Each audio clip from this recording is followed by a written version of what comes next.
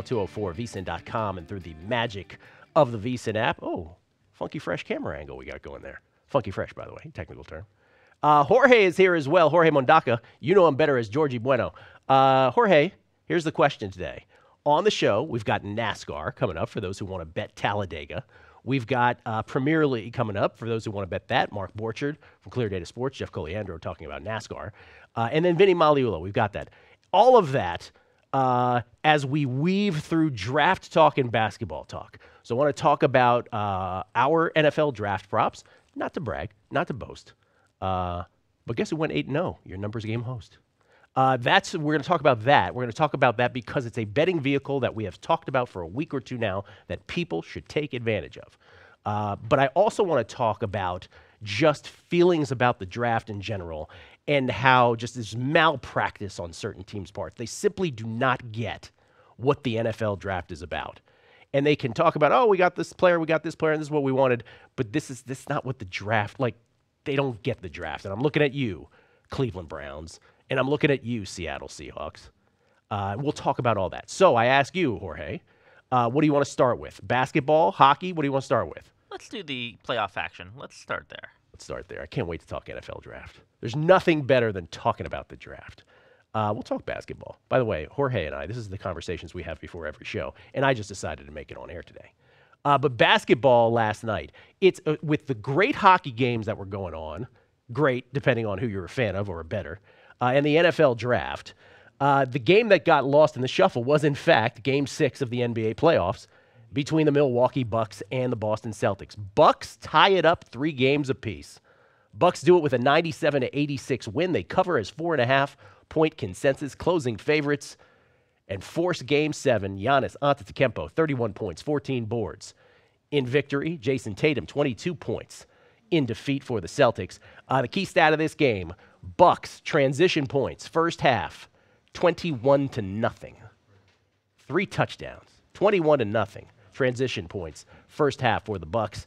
It forces Game 7. Game 7 in that series, Boston-Milwaukee is tomorrow. Is tomorrow. It's the early game. Game 1 will follow that between Golden State and New Orleans. So tomorrow's action is Boston installed as a 4.5-point favorite in the deciding Game 7 in their best-of-7 series. The winner to take on the Philadelphia 76ers. Once this draft clears, our next big betting thing on the show is waiting to see if the Sixers cash in the Eastern Conference. But Boston-Milwaukee Game 7, Celtics 4.5-point favorites is tomorrow night, followed by Golden State 8.5-point favorites, Game 1 against Nolans. With Steph Curry questionable for Game 1. Questionable. Might be the only game he misses, if he even misses that. As far as tonight's action in the NBA, 3 Game 6s. So good how the NBA has phenomenal action every night. Game 1s immediately will start this weekend. But 3 Game 6s tonight with all 3 home teams, or not, that's not true. 2 of the 3 home teams trying to stave off elimination. And in the case of the Utah Jazz, Utah trying to knock out the Oklahoma City Thunder on the Jazz's home floor. In chronological order tonight, the Wizards, 2-point favorites at home against the Toronto Raptors. Raptors lead the series 3-2. Which Wizards team shows up, and which Wizards team shows up at whatever part of any game? And please, referees, you're on the Wizards' home court tonight. Please try not to foul out Bradley Beal for no particular reason. I think you owe them that much. Wizards, -2. Game 6 tonight. I have a Wizards series play on that, as I do a Celtics series play. So we'll see if the Wizards can stay alive. Then probably the marquee matchup, with apologies to Oklahoma City and Utah. Cleveland at Indiana tonight. Indiana 1.5-point favorites in Game 6. Cavaliers on the LeBron heroics in Game 5 have a 3-2 lead in this best-of-7 series. Pacers 1-point favorites. If I'm making one bet in the NBA tonight, it's on the Pacers. It's my one NBA bet tonight. That's the game I'd play. I'll take the Pacers to win that and force a Game 7. We shall see. And then OKC, Utah, the aforementioned Game 6 in Utah. This is the one Game 6 where the home team has a chance to close it out. Utah, 6-point favorites. Utah had a 3-1 lead. They had a 25-point lead with 8.5 minutes left in Game 5 at OKC. And everybody who does a radio show was ready to just bury the Thunder. And then Russell Westbrook went on a freak show. That's what we used to call it. Metropolitan Basketball School back in Northwest D.C. back in the day. Freak show. Russell Westbrook leading a 32-7 run in the third quarter against the Jazz. Westbrook scoring 20 of those 32. Paul George, the self-proclaimed playoff P, with 12 of those 32 in that 32-7 stretch. 2,550-plus basketball games where a 25-point lead, where a team had a 25-point lead over another. That's the first time ever a team erased the 25-point lead in that same third quarter. And OKC went on to win Game 5 in dramatic fashion. Can Utah now, with a chance to close it out, ball on their racket, it's their serve, can they close it out in the Mountain Time Zone where it is very difficult for others to play? Or is it a sphincter tightening situation? Utah, again, 6-point favorites. I'm not touching that number. You said you're playing one of those games, but that doesn't mean you're not looking for in-game opportunities. You'll be watching all these games, and you'll be jumping in if there's a good opportunity, right? Always. And again, besides Philadelphia to win the Eastern Conference, which I have at 15-1 and 9-1, the series bets I have here, based on guessing lines discrepancy from before the first round, I'm on Boston to win the series, which, again, Game 7 is tomorrow.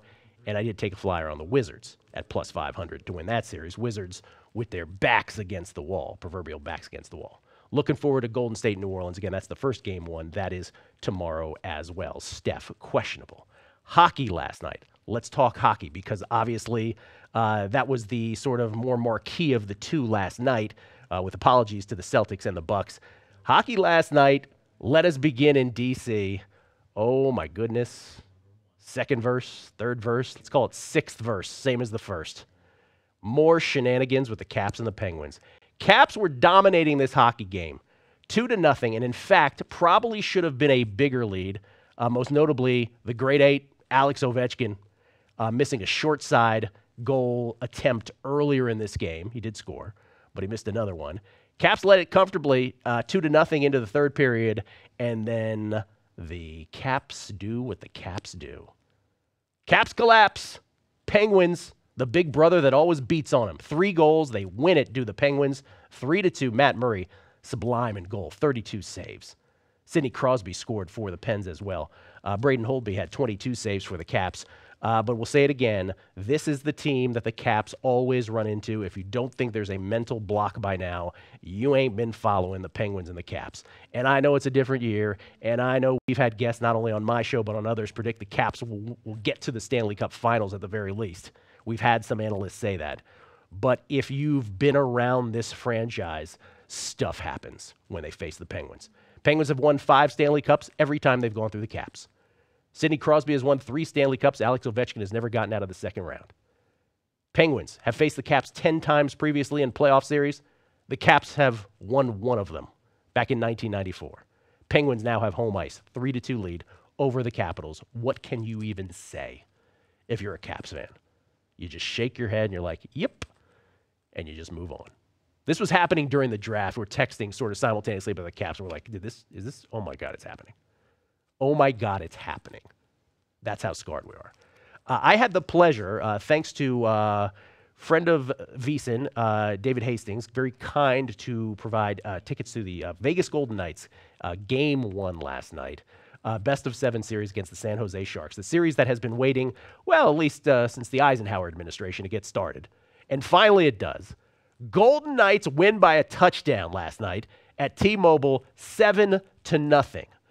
Golden Knights scored 3 goals in a span of 91 seconds early in the first period. I don't know what happened to Martin Jones. Got pulled after the game, after it went to 5-0 yesterday. But he was just atrocious. Sharks defense didn't help him out at all. By the way, a 3-goal barrage in a span of 91 seconds followed shortly thereafter by a 4th goal. The Golden Knights on their first 7 shots led this game 4-0. Katie bar the doors, they used to say down south. Over. Golden Knights eventually led 5-0. There was a 5-minute major on Kane for cross-checking later in the game. That's when the Knights added on goal 6 with a 2-man advantage, goal 7 with a 1-man advantage.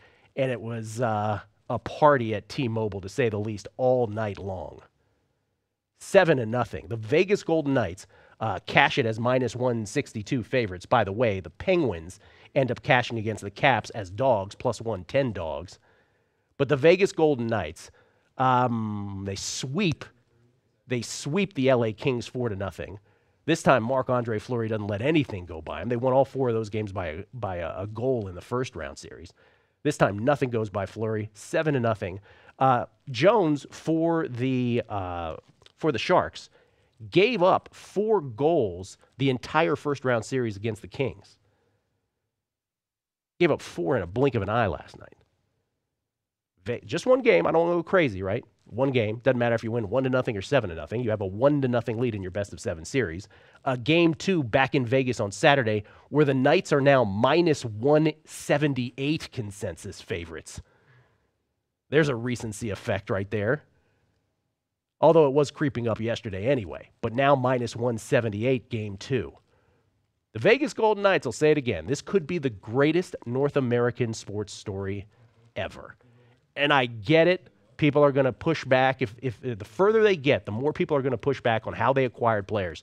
And I think Todd Wright very accurately on a numbers game and via text later was saying the one thing that he thinks is going to change now that the Golden Knights have not only had an epic regular season, the greatest regular season for any expansion team ever, pretty much in any sport ever, but also now are 5 games deep to a playoff run where they have not lost.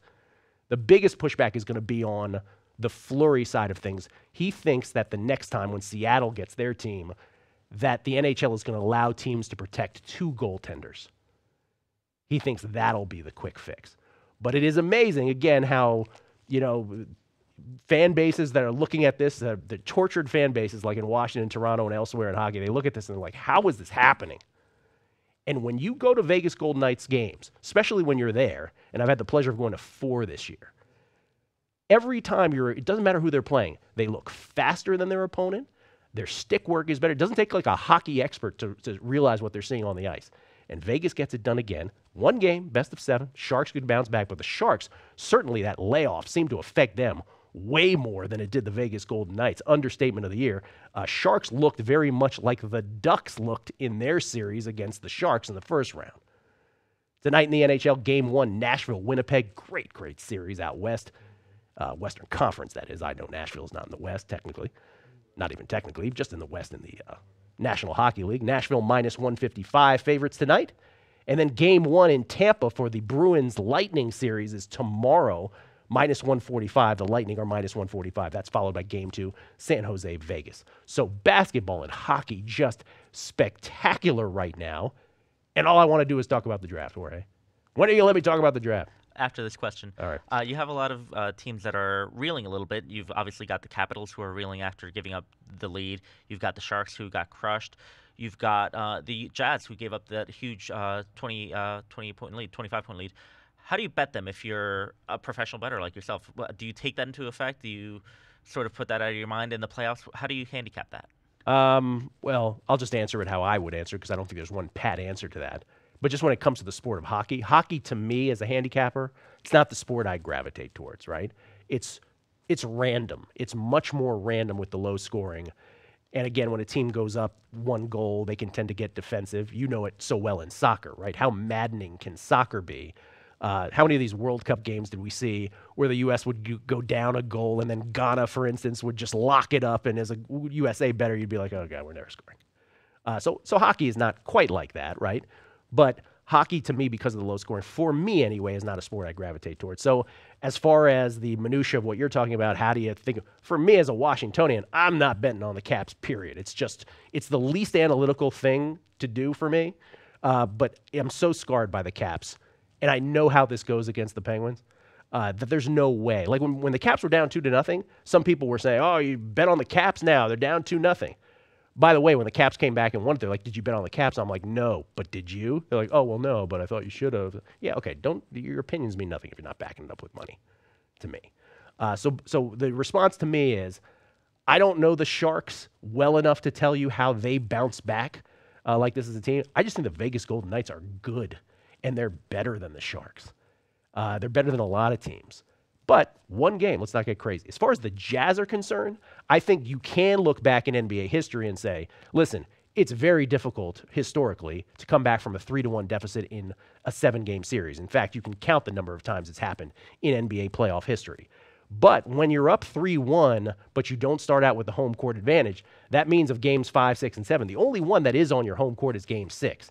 And that's a little different because that sticks in the back of your head, even though they might not admit it. They're like, well, we could lose here game 5, but game 7 is still back there. So game 6 is really the only, not the only shot, but it's the real shot we have.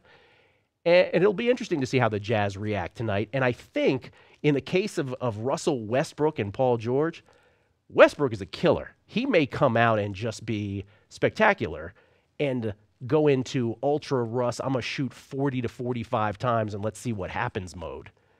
And sometimes basketball is that simple. If you're hitting those shots, it's the great sort of equalizer. I think if you're OKC fan or an OKC bettor, you are hoping for Carmelo to show up for one of these. Just one game, Carmelo. Give us one game, and then OKC's chances are so much greater. But you can't count on that. But my one bet tonight is the Indiana Pacers. If I'm betting basketball or hockey, that's the one bet I got. Indiana Pacers. I do believe the Pacers are the better basketball team, and I do believe they force a Game 7. Now, whether they can win a Game 7 is an entirely different proposition, but I do think they get it done at home tonight. We will talk NFL draft, I promise you. Not only our props, but just my reaction to the malpractice of certain teams in the NFL draft. Yeah, we'll do some winners and losers. Did it affect any season win totals? We'll get into that. NFL draft, heavy stuff. But first, Premier League soccer, you want to make some bets this weekend? Mark Borchard. We'll do speed round with him coming up from Clear Data Sports. Next, on a numbers game, NFL draft reaction right here at VSiN.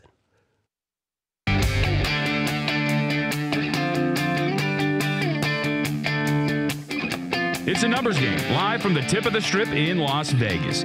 Get your fill of numbers even after the show is over by following the crew on Twitter, @BeatingTheBook and @VSiNLive. If you want to get an edge over Vegas and the sportsbooks, kind of what we did with the draft. BetQL, available for download, and it's the only app that puts all the important research you need to make smart bets, and I do mean smart, in one place. BetQL, giving you powerful data at your fingertips, and with BetQL, you can quickly access line movement to see how the lines move throughout the day. It's an app that gives you access to public betting trends in real time so you can see which side the public is favoring, and BetQL's powerful algorithm giving users value bets of the day based off of detailed recent and historical team trends. Best part of all, you can download BetQL for free from your Apple or Android device. Just head to betql.co. That's betql.co to download the only app you need to outsmart Vegas, betql.co. By the way, BetQL brought to you by the creators of RotoQL, which you might be familiar with. That's the leading daily fantasy lineup optimizer trusted by over 100,000 DFS players. You can also download RotoQL for free for both Apple and Android as well. If you didn't catch VSiN last week, here's some of what you missed. Now for the NBA, we have to tweak because it's turning out that some of the best teams aren't that great at turnovers. They allow themselves to commit turnovers because they're whipping it around to make the three-pointers, and they make up for that by making extra threes. So I've taken out turnover avoidance, and I'm looking mostly just at the overall offensive efficiency because three-point shooting is so important now that it's trumping everything, and you need to know who does that best. Houston just saw Houston. Houston makes like 15 a game going from memory, which means that everybody else is 12 or 11. So Houston's ahead 9-0 every game at the opening tip-off on average because they're going to make 3 more trades, and everybody else is chasing already. So I've added in three-point shooting in the NBA, and then still defense and rebounding, points of emphasis. Josh Allen is the good-looking person walking the beach. He looks the part. Strongest arm I've seen since Jamarcus Russell. But watch his decision-making process. It's erratic all over the board. Does he have a real strong arm? Yes. Does he have mobility skills? Yes, he does. But it's his ability to quickly make that decision on where to go with the football that's troubling for me. Because at times it's been there, and other times it's totally not even close. Is there a horse, Ron, in this field, in your opinion, that is a true Triple Crown candidate? There are probably more this year than we've seen in recent years. Even the year that American Pharaoh won it, it was pretty much just American Pharaoh that was looked at before the Triple Crown season. They said, okay, well, if anybody's going to do it, it'll be American Pharaoh. This year, you've got a few. If any horse thought to be Justify would be the one to answer. Justify. Okay, I was going to say if I came to you from the future and I said, hey, a Triple Crown winner did happen, which is it? And you would say it was Justify. I think the Browns, for whatever reason, they're going to drop the quarterback. They have Taylor right now. They made that trade with the Bills. Everything that I can hear and see and read, it appears that it's Allen. For me, it's Sam Darnold, number one. There's been a lot of smoke. I agree with you. Like Allen, I wouldn't be surprised if it's Allen at one, but I think it's either Darnold or Allen. Those are one of the two. I rolled with Darnold. I think out of the two, Allen and Darnold, he's the better option. Sam Darnold, I have going number one, but I'm thinking about moving Josh Allen into that spot. Seems more and more like that's the guy the Browns want.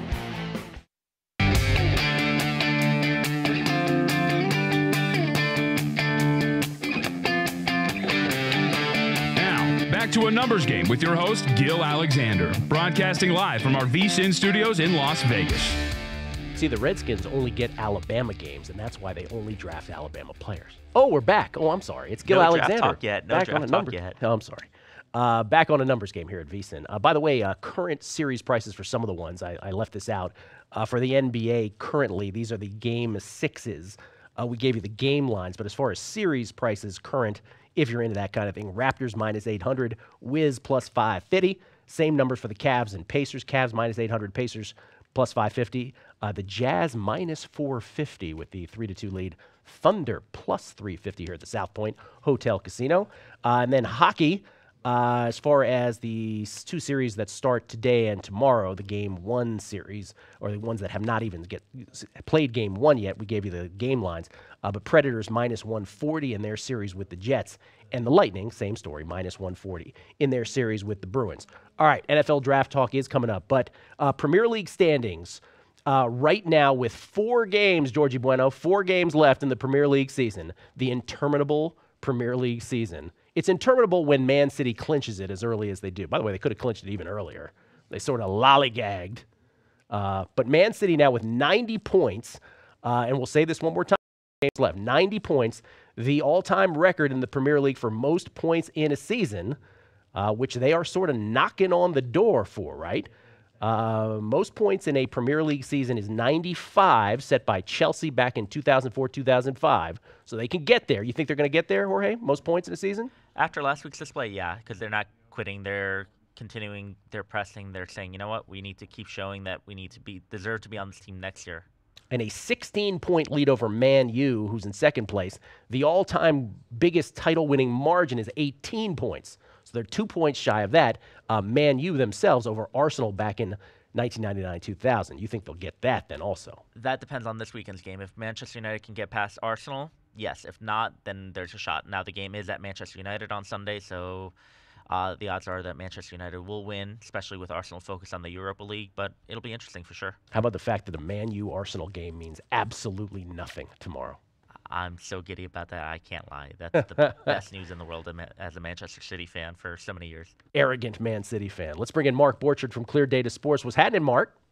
Hey, Gil, good morning. A lot of stuff going on in the sports world. It's beautiful if you're a sports bettor, that's for sure. Let me tell you something. This has been one of the greatest April weeks ever. You had the LeBron Westbrook just absolute outbursts 2 nights ago. The draft last night with 2 great hockey games and, oh, by the way, a basketball game. And then tonight, 3 great game 6s, just tremendous. And then, oh, by the way, you can make money betting other sports. So how do we make money on the Premier League this weekend, sir? Well, I'm going to start with the 2 games that are kind of the marquee games or this Manchester United Arsenal game is the marquee game of the weekend. And our model really, really likes Arsenal, but I'm going to pass on it because of the Arsenal's in the midst of this Europa League duel versus Madrid. And I don't know what we're going to get from a lineup standpoint in that Arsenal game. You know, they won yesterday on non-shot based expected goals 5.7 to 0.7 and ended up getting a draw. So I don't know where they are emotionally after something like that happens. I've never seen that in the expected goals department. And so we're going to pass on that United-Arsenal game. One of the other games, too, Liverpool-Stoke. Our model favors Liverpool, but, again, that's one of those, they're in the midst of the Champions League, and I don't know, and I don't think they should start solid, but I was wrong last week. They did, but, again, you're guessing lineup. So I'll tell you the ones that we're going to play, and we got 2 really good unders this week. And we'll start off with the Newcastle-West Brom. It's under 2.5, minus 137. The CDFA model has it minus 207, so the market price on this one, 58% under the market has. We have it at 67%. Our score line is Newcastle 1.2, to West Brom 0.89. And if you look at the last 10 at home, Newcastle's numbers, offensively, their passes completed inside the 20, 4.1. It's dead last in the EPL. And defensively, their passes completed is inside the 20. The passes completed inside the 20 defensively, they're in the top 10 in a good way. So pretty good non-shot based expected goals numbers for Newcastle. And if you look at West Brom on the road, offensively, their passes completed inside the 20 on the road is fifth from the bottom. And I modeled this, and if you look at Newcastle, non-Big Six teams at home, 0.88 goals allowed, expected goals allowed, 3.92 deep passes allowed. West Brom away versus non-Big Six teams, 0.85 expected goals offensively, 0.99 expected goals defensively. I modeled it just with the non-Big Six teams that they've played in their respective splits, and the modeling doing it that way gives you the under 2.5 and 83.5% chance to hit. So I think this is a good play. Newcastle West Brom under 2.5 minus 137. All right, Newcastle West Brom, which is a 10 a.m. Eastern start tomorrow. 10 a.m. Eastern, 7 a.m. Pacific. Mark going under 2.5 goals at minus 137, minus 140 consensus right about now. Any other picks this weekend, sir? Yeah, this one we had to get a pirate line, i.e. pin from Pinnacle Sports, because it's a Monday night game. But it's between Tottenham and Watford. Market has it priced at 3.5. I'm going to play the under goals. Market has it priced under 3.5, minus 130. Our model really likes this under here. We have it at 71% or minus 245 on the American line. We got a score line of 1.98 to 0.74. So I thought, well, am I missing something?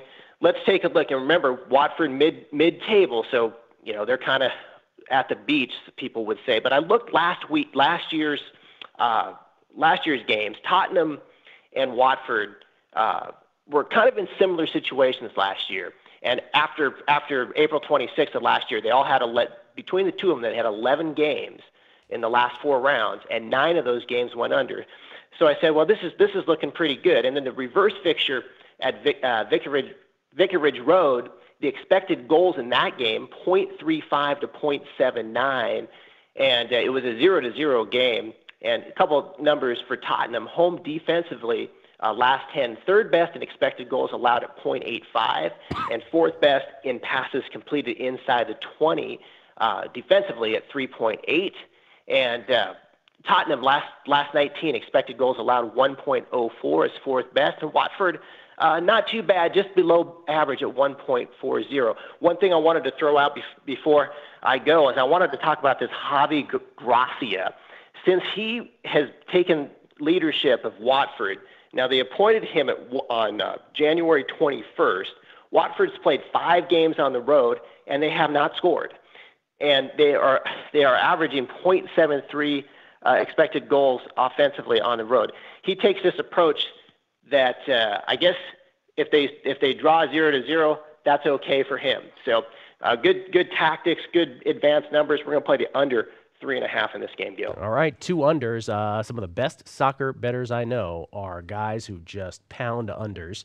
We got 2 unders for you right here. Again, tomorrow morning, Newcastle West Brom under 2.5 at minus 137 for Mark, and then Tottenham Watford Monday night under 3.5 at minus 130. You might see it tick up about minus 135, but still a play, I would assume there. From Mark Borchard at Clear Data Sports. Follow him on Twitter at Clear Data Sports. We thank you, Mark. My pleasure. Have a great weekend. All right, you too. Coming back, NFL draft talk, not just the props, but also my reactions to what some of these teams did or did not do. We'll get into that. Your favorite team is probably at some point in that discussion.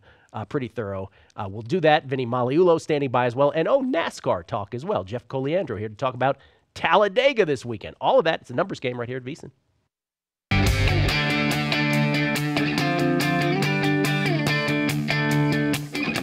It's a numbers game, live from the tip of the strip in Las Vegas. Get your fill of numbers even after the show is over by following the crew on Twitter, at Beating the Book and at VSiNLive. Gentlemen, I know you're out there. 66% of men lose their hair by age 35. How we looking? Okay? We looking good, guys? We're looking good on my hair? Yeah? No help from behind the window. But here's the point. It's going to happen to everybody at some point. Maybe at 40, maybe at 45, maybe at 50. Who knows? Eventually it catches up to you. You got to get ahead of the recession, ahead of the baldness. Baldness can be optional thanks to 4hims.com. Again, when you start to notice it, it's too late. But now through prescription solutions backed by science, you can make it all optional. Not snake oil pills. Science!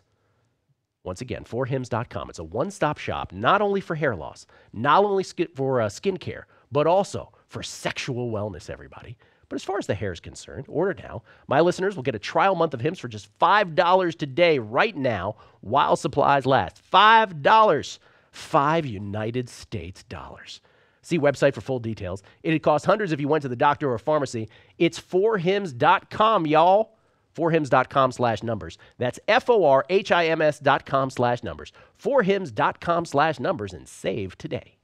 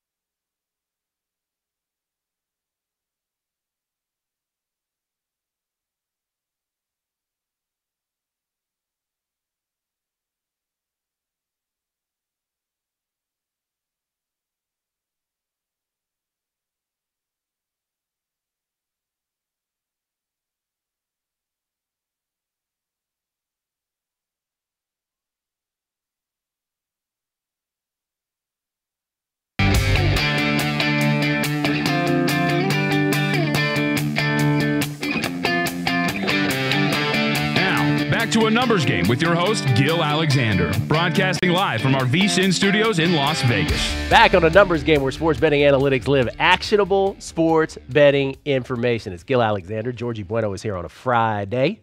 NASCAR, Vinny Magliulo coming up. I finally get to talk about the draft, Jorge, and not the braggadocious part about the props where we went 8-0 last night and 4 more pending tonight. And again, it's not the braggart part. It's the fact that, again, on a numbers game, whether it's Tankapalooza, whatever the betting vehicle, what we're trying to get you out of is the ATS construct. Don't be a lemming. Don't just do that because everybody else has done it for years. And we'll get into the props coming up and how we killed them. That's me and my betting partner, E, by the way. Shout out to my betting partner, E. We do them together. We did very well, and we'll get into why it's such a great vehicle. But as far as the draft itself is concerned, from a real football perspective, my reactions. First of all, the main thing that I learned about the draft yesterday, Jorge, is that Sam Darnold's grandfather is a gentleman by the name of Dick Hammer. Dick Hammer, who was an athlete, was a Marlboro man, and who starred in the 70s show Emergency. Dick Hammer, Sam Darnold's grandfather.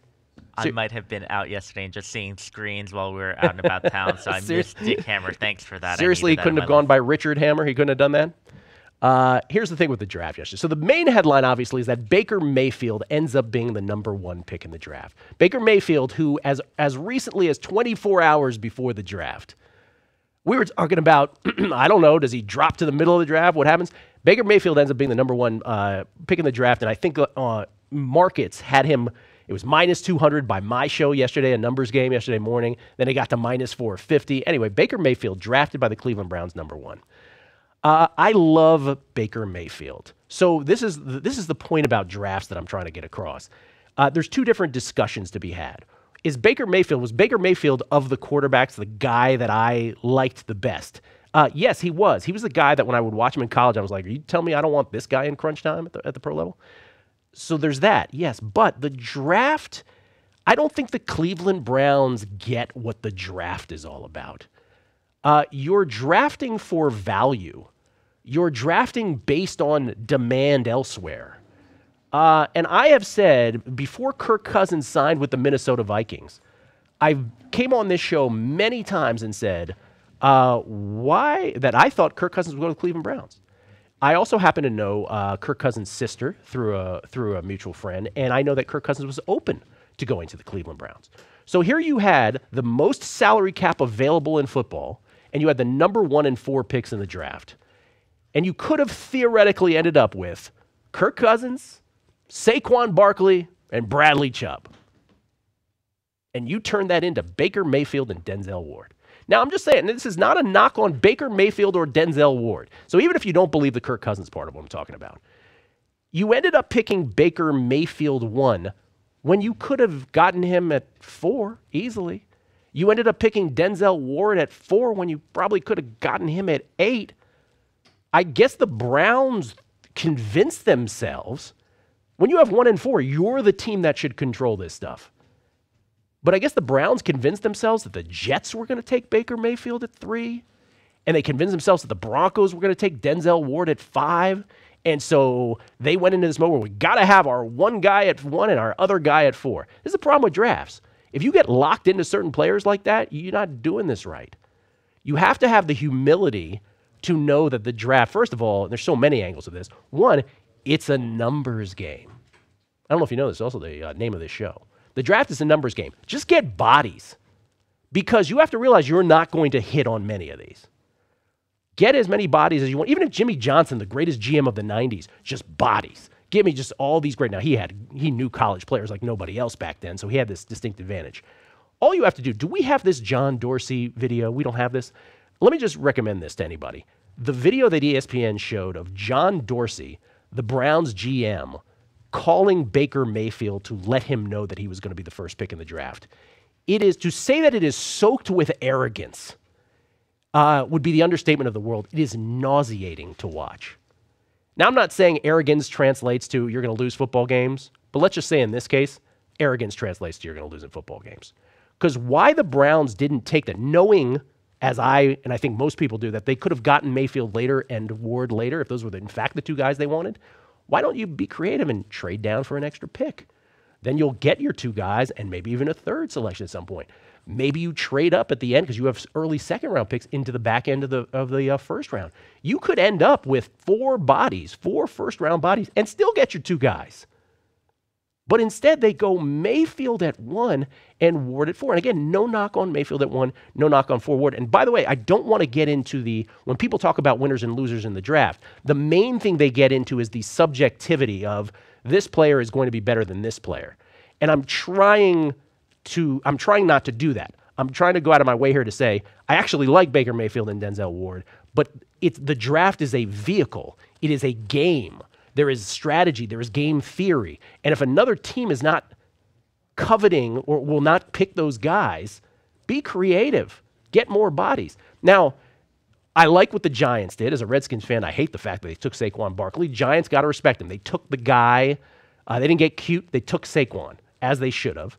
And then the Jets, who made that trade where they traded the farm to get up to number 3, I don't think in a million years they thought Sam Darnold was going to be there. I think they were dead set on picking Josh Rosen, thinking that Darnold would be gone. And instead, there's Darnold. And they're like, all right, we'll take Sam Darnold at 3. And Josh Rosen ends up, all angry, at number 10 in Arizona, by the way, after Josh Allen later got picked as well. That's a whole other story. And then Denver ends up, after the Browns take Ward at 4, Denver ends up with arguably the surest fire thing in the draft in Bradley Chubb. I think if you went through the draft and you said, okay, which are the 3 players that you just know? Because the quarterbacks you never know. But which are the 3 most solid players? With apologies to the Giants and Saquon Barkley, I think you say it's Bradley Chubb from NC State, who goes to the Broncos at 5. It's Quentin Nelson, the guard from Notre Dame, who goes to protect Andrew Luck, potentially, at number 6 to the Colts. Colts just absolutely getting the farm from the Jets and getting the guy they wanted probably all along in Quentin Nelson. That's how you play a draft. And then I think the Bears at number 8 getting Roquan Smith, who was maybe the best player in that championship game. They get him at 8. Those are, and by the way, Josh Rosen going to Arizona at 10, I think it's a great spot for him to be. He's got Mike McCoy. Mike McCoy won with Tim Tebow. He resurrected Phillip Rivers. Great place for Josh Rosen to be. And I can understand how Josh Rosen rubs some people wrong because he's like, 9 teams made mistakes. I'm angry that I went 10th. But just in terms of how teams don't get it, back to that, I think Cleveland is the team. If you're a Cleveland Browns fan and you turn potentially Cousins, Barkley, and Chubb into Mayfield and Ward, that's why you're the Cleveland Browns. I don't get it. The other team, sort of, as you go over the draft, and again, it's just not about getting how the draft works. Figure out what other teams are coveting too and manipulate it. Ozzie Newsome did great. He traded down for the Browns, got the best tight end in the draft at number, where did the Browns, the Ravens go down to? They went down to 25, got Hayden Hurst, tight end out of South Carolina. And then they make the trade at the end of the first round to grab Lamar Jackson. They trade with Philly and grab the quarterback they wanted in Lamar Jackson. So that's how you play a draft. Along with Cleveland, another team that was the strangest pick in the draft yesterday, Seattle Seahawks at 27 go with Rashad Penny out of San Diego State. Now, I love Rashad Penny, right? We loved Rashad Penny at San Diego State. But the Seahawks at 27, tell me who they were competing with to draft Rashad Penny. Now, John Schneider later said, he goes, a team wanted to trade immediately after we drafted him. All right, sounds like you're doubling down on you get that you're wrong. But there was no draft scenario, none of us who were betting props, ever in any scenario ever thought Rashad Penny would be the number 2 running back taken. So Saquon at 2, and Penny went ahead of Michelle and Geis in the end. So Seattle, you get your running back, but I don't know why you couldn't have gotten him today. So it's just funny what certain teams do with this draft. And by the way, New England Patriots standing pat, getting Sony Michel at 31, by the way. They're second of 2 picks. They got Isaiah Wynn earlier. That was the other big headline in the draft. So that's just basically what drives me crazy about drafts is how certain teams don't get how to manipulate it. It's a game. And the Cleveland Browns, how you botch this. And I get it, Mayfield and Ward might be great. And I'm not saying they're not going to be. I like them both. But you get the point. Use this vehicle to your benefit. And John Dorsey, I don't know what they were doing. You had all control of this. So Mayfield at first, obviously the other big headlines in this draft, 5 quarterbacks in all taken in the first round with Lamar Jackson going 5th on that trade we just discussed between the Ravens and the Eagles going 32nd. But the first 4 in the top 10, talking about Mayfield and Darnold and Allen, who the Bills traded up to get at 7, and then the very angry Josh Rosen at number 10, who the Cardinals traded up to get at number 10. That's obviously the headline with the quarterbacks. Michelle to the Pats, as I mentioned. The guy who fell the most, if we're looking for the other side, I was picking on the Browns and the Seahawks. If you're the Chargers, you got to be pretty pumped. Derwin James, who for the last 2 years in college football, if you had told anybody, and I get that Derwin James was hurt for much of the previous year, but whenever we talked about an FSU game, we were talking about, if they only had Derwin James here. Chargers got him at 17. There was not a point in the last 2 seasons where if you had said to anybody, hey, you think Derwin James will drop to 17 in the NFL draft? You'd be like, you're crazy.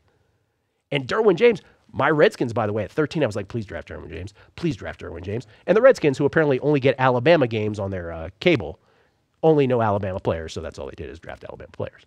Jonathan Allen, Ryan Anderson last year, and of course Deron Payne this year. How about Sony Michel? Were you surprised he was at 31? No, not particularly. I mean, I thought he'd be the second back taken, but I wasn't fully convinced that he'd even be drafted in the first round because there was a lot of health scare buzz about Sony Michel. Excuse me. But good for the Patriots because he will be a beast with the Patriots.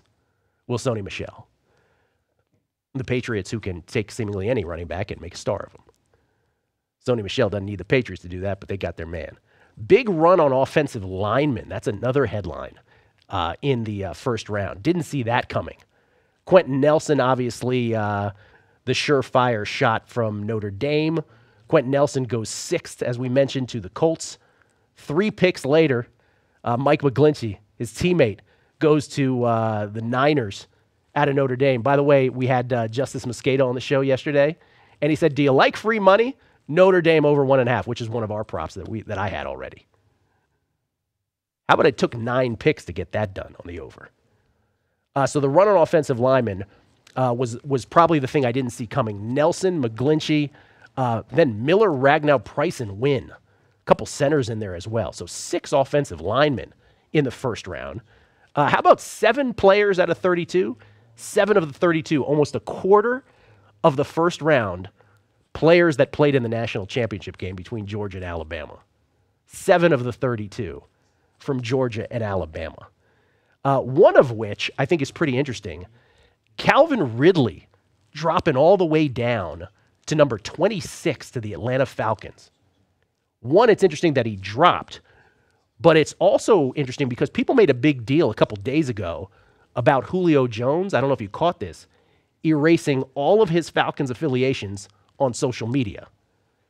So there's something weird going on there with the Falcons taking Ridley at 26.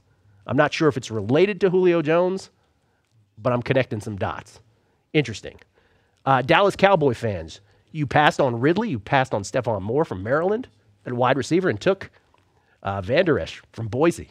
Dallas Cowboys love Boise players. Excuse me. Orlando Scandrick, Kellen Moore. My Cowboys fan friend who lives in Boise loves that pick. So interesting for Dallas. And then, as I mentioned, Josh Rosen, I think, ending up in the place he wants to go. So fascinating draft. Cleveland, what are you doing? Seattle, what are you doing? Good for you, Chargers, for getting Derwin James at 17. Certainly a winner. It will be fascinating. Now, do any of these players translate to a bump in a season win total?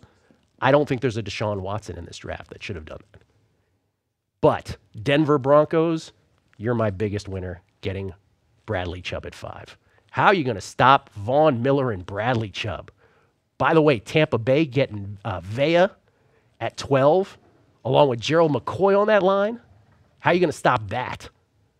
So Denver and Tampa, nice job on the defense for both of those teams. NFL Draft, we'll go through our props. 8-0, perfection coming up, but NASCAR on deck here on A Numbers Game at VSiN.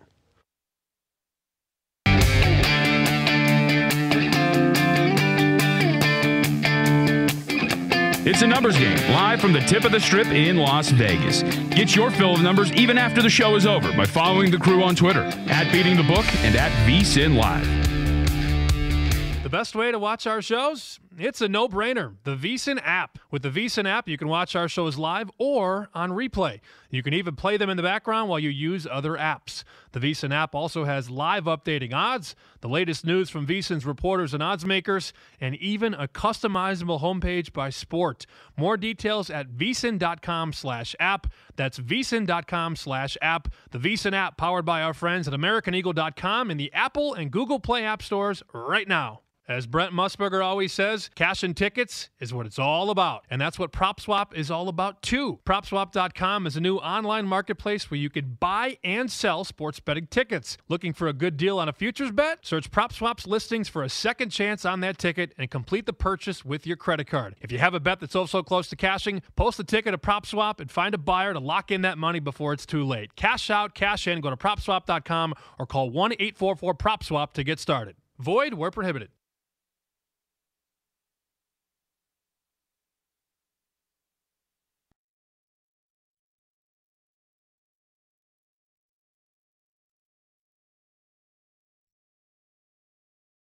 By making extra threes. So I've taken out turnover avoidance, and I'm looking mostly just at the overall offensive efficiency, because three-point shooting is so important now that it's trumping everything, and you need to know who does that best. Houston just saw Houston. Houston makes like 15 a game going from memory, which means that everybody else is 12 or 11. So Houston's ahead 9-0 every game at the opening tip-off on average, because they're going to make 3 more trades. And everybody else is chasing already. So I've added in three-point shooting in the NBA, and then still defense and rebounding, points of emphasis. Josh Allen is the good-looking person walking the beach. He looks the part. Strongest arm I've seen since Marcus Russell. But his decision-making process, it's erratic all over the board. Does he have a real strong arm? Yes. Does he have mobility skills? Yes, he does. But it's his ability to quickly make that decision on where to go with the football that's troubling for me. Because at times it's been there, and other times it's totally not even close. Is there a horse, Ron, in this field, in your opinion, that is a true Triple Crown candidate? There are probably more this year than we've seen in recent years. Even the year that American Pharaoh won it, it was pretty much just American Pharaoh that was looked at before the Triple Crown season. They said, okay, well, if anybody's going to do it, it'll be American Pharaoh. This year, you've got a few. If any horse, though, it'd be Justify would be the one to answer. Justify. Okay, I was going to say, if I came to you from the future and I said, hey, a Triple Crown winner did happen, which is it? And you would say it was Justify. I think the Browns, for whatever reason, they're going to drop the quarterback. They have Taylor right now. They made that trade with the Bills. Everything that I can hear and see and read, it appears that it's Allen. For me, it's Sam Darnold, number one. There's been a lot of smoke. I agree with you. Like Allen, I wouldn't be surprised if it's Allen at one, but I think it's either Darnold or Allen. Those are one of the two. I rolled with Darnold. I think out of the two, Allen and Darnold, he's the better option. Sam Darnold, I have going number one, but I'm thinking about moving Josh Allen into that spot. Seems more and more like that's the guy the Browns want. If you didn't catch VSiN last week, here's some of what you missed.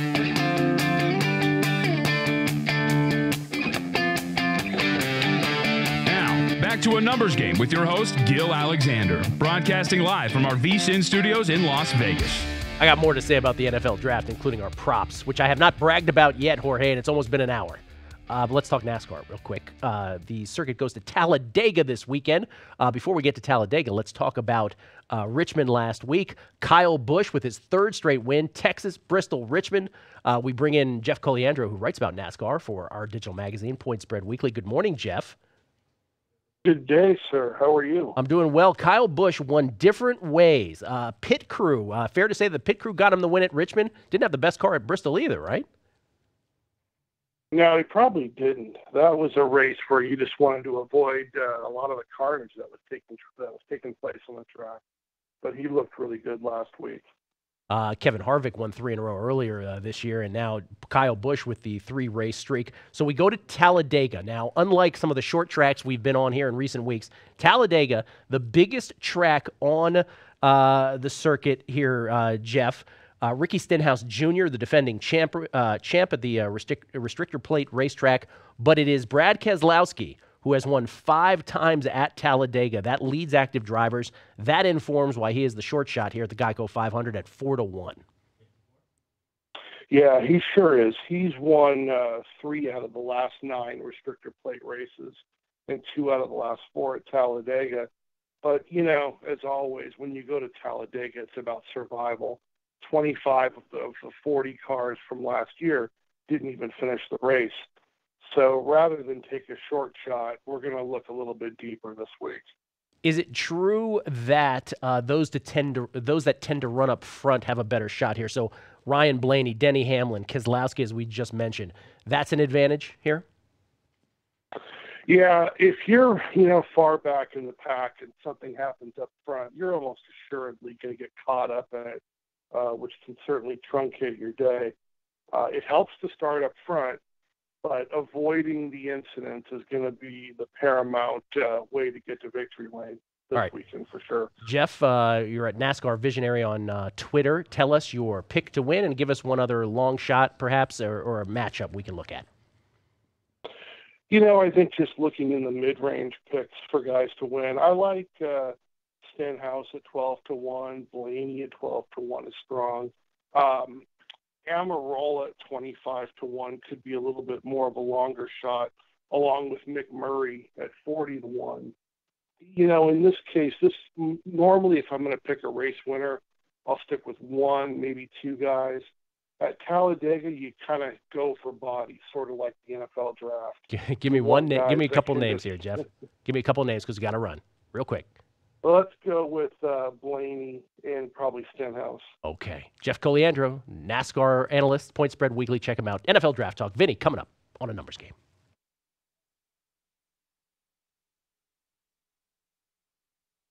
If you didn't catch VSiN last week, here's some of what you missed. So one of those throw people is that Houston is a fantastic pitcher's park, even though it's seen as it's a numbers game live from the tip of the strip in Las Vegas. Get your fill of numbers even after the show is over by following the crew on Twitter at Beating the Book and at VSiNLive. Want to get an edge over Vegas and the sportsbook? BetQL is your spot. It's available to download. It's the only app that puts all the important research you need to make smart bets in one place. BetQL giving you powerful data at your fingertips. And with BetQL, you can quickly access line movement to see how the lines move throughout the entire betting day. It's an app that gives you access to public betting trends in real time so you can see which side the public is favoring.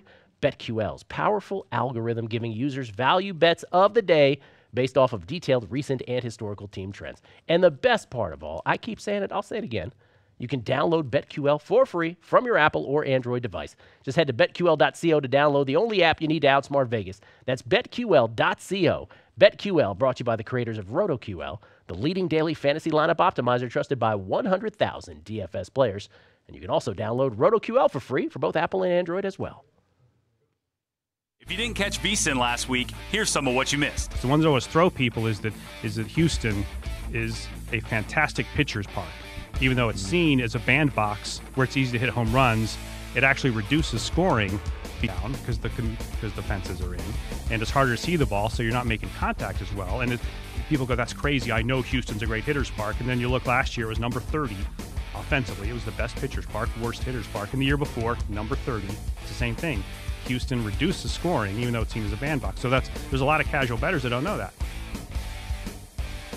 I think from the get-go, these quarterbacks, and again, I don't want to sound like the negative Nelly here at this point because I love the draft, but I saw all these quarterbacks at the Manning Academy last summer, and even in August, I was, sort of pumping the brakes on these quarterbacks. Said, look, this is a good group. This is, a deep class. I mean, we had 8 quarterbacks in our recent Senior Bowl. Typically, we have 6, so we expanded our roster at that spot because I thought there was quality depth. But I think at the top, it's a bit overrated, a bit exaggerated. I don't think that there's a clear-cut number one. There's not the Peyton Manning. I will even say this. Were it not for the looming, giant that is LeBron James, there is no way this line, and follow what I'm saying here, obviously LeBron is huge, and I'm not trying to say that he's not, but based on actual basketball play, there is no reason why this should be only -1. Indiana has been a gnat all season long. They have been a better basketball team. They are at home here. They have looked good in both the first 2 games. This is a play on the Pacers for me. So you're going to bet it? Yep.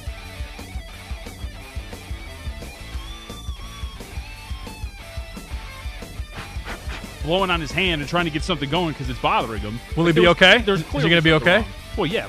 Okay. Sure, he's going to be fine. Okay. But there's clearly something wrong with the hand. The blister was bothering him. Okay. Huh? You don't want to buy it? I'm not buying it. Yeah. Okay. I'm not buying it. We'll see what happens when he comes out and starts next time. That's great. first 2 starts he's dominant. He gets 1 bad start. And everyone's like, oh, you're faking it. You're faking it. This is a numbers game with Gil Alexander, broadcasting only on the Vegas Stats and Information Network. He's one of those idiots who believe in analytics. Analytics, statistics, and more are used to win wagers, and Gil has every number you need to cash your tickets. Now, live from the VSiN studios in the South Point Hotel and Casino, it's Gil Alexander. Hour number 2 of a numbers game here at VSiN, the Vegas Stats and Information Network. Gil Alexander, glad you could tune in. NFL Draft. Round 1 behind us, rounds 2 and 3 tonight, with some props still pending. 8-0, Jorge, 8-0. That's what we did yesterday. 8-0 already graded, already cashed, with 4 pending, and we'll get into those momentarily. I want to bring in Vinny Magliulo in a second, but first let me flash up those head-to-heads for those who missed it on the NASCAR segment with Jeff Coliandro. At Talladega this weekend, here are some head-to-heads he is recommending on the screen. We have 3 of them. Eric Almirola over Alex Bowman, Almirola over Eric Jones, both of those at -110, and then Ricky Stenhouse Jr., he's got it +100 over Chase Elliott, -120. So those are available, those numbers anyway, over at the Westgate. Let's bring in Gone Gaming's in-house odds maker, usually in studio with us on Friday, but let's face it, he's too big time to be here this morning. Ladies and gentlemen, it's our friend Vincenzo Magliulo. Good morning, Vinny. Now, Gil, you know better than that, my friend. You know I'd rather be sitting right beside you than walking into a meeting full of industry attorneys right now. Oh. You know, so nothing against attorneys, but listen, I don't know who's got more vig sometime, us or the attorneys. Nothing against attorneys. I love how we have to take pains not to offend anybody. So for you attorneys out there, please. I don't usually, that's right, love them. I don't usually start out our segments by quoting something from global locations, but just to kind of put the NFL draft in context, at least at one shop outside of Nevada, Dave Mason over at Bet Online, Vinny, he tweeted this yesterday. How big has the NFL draft betting become, you ask? No one really asked that. He was just tweeting that. There are more bets, he said yesterday, this is before the draft, more bets on Darnold and Mayfield to be the top pick than there are bets on the Celtics and Bucks spread. And then he went on to say, and this is the one where I'm like, wow, how big is the NFL draft betting getting part 2, according to Dave Mason over at Bet Online? He said more bets are on Allen, Darnold, and Mayfield each than any golfer to win the Masters a couple weeks back, including Tiger Woods. I'm going to assume it wasn't quite that dramatic here at the South Point, but I get the idea.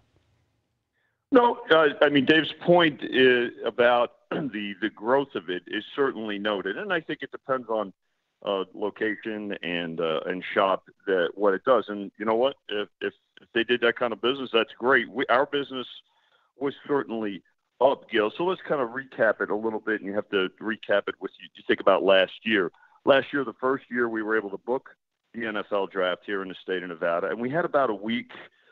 Maybe just under 10 days last year, and we had about a dozen props. Well, you look at it this year, and about 3 weeks, once we got the approvals for it, and at the South Point, a couple of dozen props. So a lot of growth. Now, will it ever become, and I was speaking with Mitch during their show today, too, because one of the questions we were asked, do you think it'll ever get to the point where we'll see what we see at Super Bowl? I don't think so. However, I think it will continue to grow. Now, let's remember this, too. Here in Nevada, we had to stop taking wagers on midnight Wednesday. Yes. Now, one of the, and we get asked that, why is that? And I don't have a problem with this, Gil, because here's the thing. The reason that the control board mandated that was quite simple. Somebody knows something about, A, the first few picks for sure, and B, whether or not there are going to be some trades or possible trades that could impact certain elements of the wagering. So rather than have to deal with that on the day of, because you remember this, just like every other sport or every other event, you'd do the most handle the day of, right? So if we could have opened it up until, let's say, right up until that first pick, there would have been a lot more impulse buying, if you will, and we could have done some more. But the fact of the matter is we put it out there and posted and kept reminding folks all along that the wagering was going to stop on Wednesday night at midnight, which it did, and they responded and they took advantage of it. Handle was up this year over last year because of the interest and because of the expanded wagering menu. Talking to Vinny Magliulo, senior odds maker here at the South Point, in-house odds maker for Gone Gaming. You can follow him on Twitter, by the way, at VSiNVinny. We don't often say that. And I don't have a problem with it going down at midnight either the day before. I will tell you that certain shops offshore tried doing live betting last night, and they quickly realized about 6-7 picks in. People know stuff. Yeah. People know stuff. We got to take these down. And they stopped doing it at that point. So I don't have a problem with that point. Two things. Go ahead. I'm sorry, Vinny. Go ahead. No. That's important, Gil. Yeah, it's very risky to have done that. I give him credit for giving it a try. Giving it a try, right? Very risky. No, not good for the bookmaker in that regard. So two things here to close out the draft, and I want to see if you agree with this. One, let's start with the notion of. And I already forgot one of them, but one of them was what Mitch and Paulie asked me before the show today. And they said, to your point, do you think, they asked me, that this will only get bigger? And my response is, it has to. You said that it would. My response, I'll even go further. I'll say it has to, because when, not if, Vinny, but when some form of legalization occurs and competition is therefore induced that much more, there's no choice. Props are going to have to proliferate. Creativity is going to have to proliferate. Would you agree with that? That's a terrific point, Gil, and I would agree with you. Remember this, too. We did have to get approval for some of these wagers. So let's talk about, again, referencing Nevada and the procedure here. Chris, Jimmy, and I were talking about specific player props, which were allowed this year. Some of the ones that we wanted to do would be like index props. So, for instance, let's look at Saquon Barkley. Would Saquon Barkley go in picks 1 through 3, 4 through 6, 7 through 9? That one got we did not put it up because they wanted more information. They wanted more time to evaluate it. Maybe something like that would expand. We did put up, as you know, some index props on.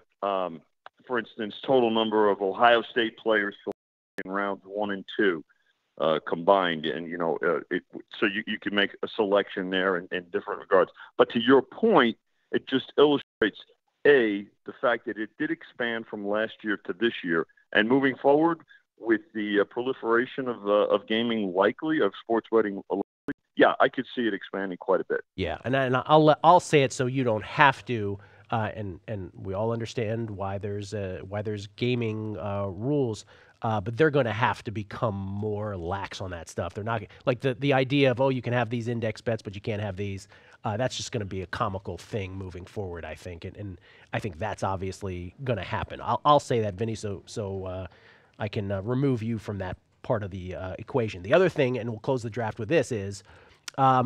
I have been chirping on this show about the fact, and we'll see if you think I'm full of it or if you agree, which is that as excited as Nevada is to have draft props last year for the first time, this year for the second time, the truth really is, Vinny, that y'all really don't want to put these out because there's going to be some mistakes made, and it's not like you can move a line like in an 11-10 sport so easily with a liquid market. It's a bit of a pain for you. Will you acknowledge that much? No, you won't do it. It's not a pain. Listen, sometimes you put numbers up, they run, and you get beat, or sometimes they run and you win. I think this. The fact of the matter is it comes at a time of year. Yeah, it's busy. We got the NHL and the NBA playoffs, baseball, and other things that we're but the fact that it's there and it's available, and it also helps us, Gil, it gives us a jump on something that's near and dear to your heart, and that is to start working on regular season wins. So when you start looking at and evaluating how teams did A in the draft and B in any trades associated with it, you're just starting to do your homework earlier. I don't think we mind doing it. I tell you, I don't see us. But I will tell you, that's why I don't see it getting as big as, let's say, the Super Bowl with, hundreds of props. But no, we don't mind doing it. I mean, you get your staff involved, so it's okay. I will respectfully tell you that at the least that you might just be different from everybody else, Vinny. There are some in town that I can promise you not too thrilled with this. From my own personal experience.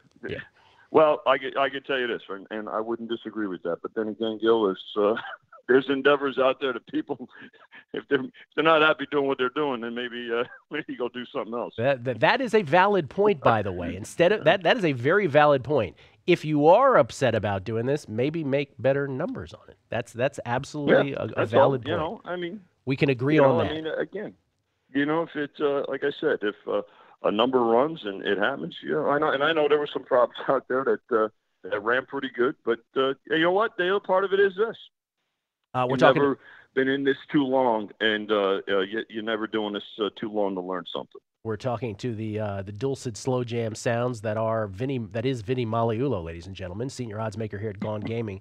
Vinny, we close with this: when the draft passes tonight, I know that there's more rounds than tonight, but from a betting standpoint, it certainly passes after tonight. The next big sporting event, of course, is 1 week from tomorrow. Hard to believe that it is the Run for the Roses, the Kentucky Derby, taking place. I know that here at the South Point there is separation between church and state, if you will, between sports and race. But to the extent that you can, because you're a horse guy, how does the handle on this usually, what's the crescendo? Are there just pros that have so far bet this and have done so for months? When does the public money start coming in? Good point, Gil. First of all, let's remember this. The Derby is the single most wagered on race of the year. And just to give you an idea, next Saturday in Nevada, it'll be about between $9.5 and $10 million wagered in the state on horse racing. About $6.5 to $7.5 million will be bet on the Derby. The Derby supersedes every other race during the course of the year. The other Triple Crown races, including if a Triple Crown's on the line, and the Breeders' Cup. So we'll start seeing money coming in next weekend. The public will get involved next weekend, and there'll be advanced wagering starting on Friday. So even though the race is Saturday, Las Vegas Dissemination Company, which LVDC, John Gaughan's company, will have wagering available here in the state well in advance. So folks that are starting to get here early will get involved with the Derby, and everybody, believe me, everybody will be involved with the Derby. You know what happens out there at the South Point? Oh, yeah. We treat it just like the Super Bowl. Ballrooms upstairs, a couple of thousand people upstairs, wagering throughout the property, including some sports windows on Derby Day. We'll be writing the Derby, just like race windows write the Super Bowl on Super Bowl Sunday. Yes, it should be mentioned. Biggest Derby party in town, right here at the tip of the Strip at the South Point Ballroom, where you can make bets upstairs during the Derby. Mm-hmm. Always fun, always a rite of passage from spring to summer here in Vegas.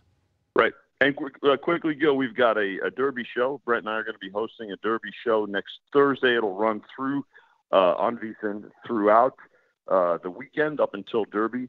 We've got our affiliation with TVG now, VSiN and TVG. And Ron Flatter's got his podcast for the Derby. We'll be working on that on Wednesday, and it'll be posted next week as well, right up until Derby Day. Matter of fact, on the Ron Flatter Racing Pod, guest this week, Elliot Walden of WinStar, owner of Kentucky Derby favorite Justify, and Christina Blacker, handicapper from our new partner, as you mentioned, TVG.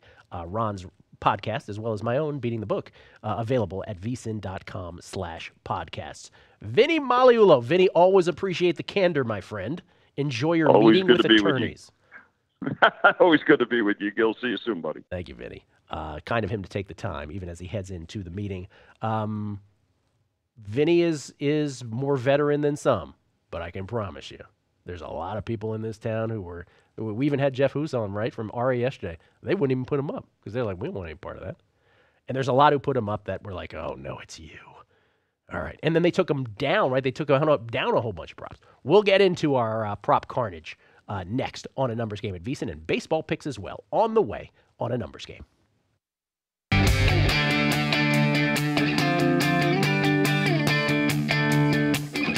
It's A Numbers Game, live from the tip of the Strip in Las Vegas. Get your fill of numbers even after the show is over by following the crew on Twitter, @BeatingTheBook and @VSiNLive. Check out the VSiN store for the latest and greatest in sports betting fashion. You'll find VSiN shirts and hats for any occasion, made to order so you can find the right design, color, and size. We have over 30 shirt designs, including our Lucky Numbers collection. Maybe plus 7.5 is your number. Maybe plus 3.5. Are you an under player? We have an It's Not Under Until It's Over for you. And if you've ever spent a long night out in town in Vegas, you'll love our local hockey team shirt, the Vegas Flu. Puck yeah, everything available right now online. Go to VSiN.com/store and order now. The best way to watch our shows? It's a no-brainer. The VSiN app. With the VSiN app, you can watch our shows live or on replay. You can even play them in the background while you use other apps. The VSiN app also has live updating odds, the latest news from VSiN's reporters and odds makers, and even a customizable homepage by sport. More details at VSiN.com/app. That's VSiN.com/app. The VSiN app, powered by our friends at AmericanEagle.com in the Apple and Google Play app stores right now. If you didn't catch VSiN last week, here's some of what you missed. Now for the NBA, we have to tweak because it's turning out that some of the best teams aren't that great at turnovers. They allow themselves to commit turnovers because they're whipping it around to make the three-pointers, and they make up for that by making extra threes. So I've taken out turnover avoidance, and I'm looking mostly just at the overall offensive efficiency because three-point shooting is so important now that it's trumping everything, and you need to know who does that best. Houston is all out. Houston makes like 15 a game going from memory, which means everybody else is 12 or 11. So Houston's ahead 9-0 every game at the opening tip-off on average because they're going to make 3 more treys, and everybody else is chasing already. So I've added in three-point shooting in the NBA, and then still defense and rebounding, points of emphasis. Josh Allen is the good-looking person walking the beach. He looks the part. Strongest arm I've seen since Jamarcus Russell. But watch his decision-making process. It's erratic all over the board. Does he have a real strong arm? Yes. Does he have mobility skills? Yes, he does. But it's his ability to quickly make that decision on where to go with the football that's troubling for me. Because at times it's been there, and other times it's totally not even close. Is there a horse, Ron, in this field, in your opinion, that is a true Triple Crown candidate? There are probably more this year than we've seen in recent years. Even the year that American Pharaoh won it, it was pretty much just American Pharaoh that was looked at before the Triple Crown season. And they said, okay, well, if anybody's going to do it, it'll be American Pharaoh. This year, you've got a few. Any horse thought it'd be Justify would be the one to answer. Justify. Okay, I was going to say if I came to you from the future and I said, hey, a Triple Crown winner did happen, which is it? And you would say it was Justify. I think the Browns, for whatever reason, they're going to drop the quarterback. They have Taylor right now. They made that trade with the Bills. Everything that I can hear and see and read, it appears that it's Allen. For me, it's Sam Darnold, number one.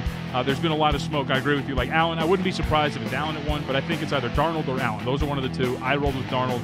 I think out of the two, Allen and Darnold, he's the better option. Sam Darnold, I have going number one, but I'm thinking about moving Josh Allen into that spot. Seems more and more like that's the guy the Browns want.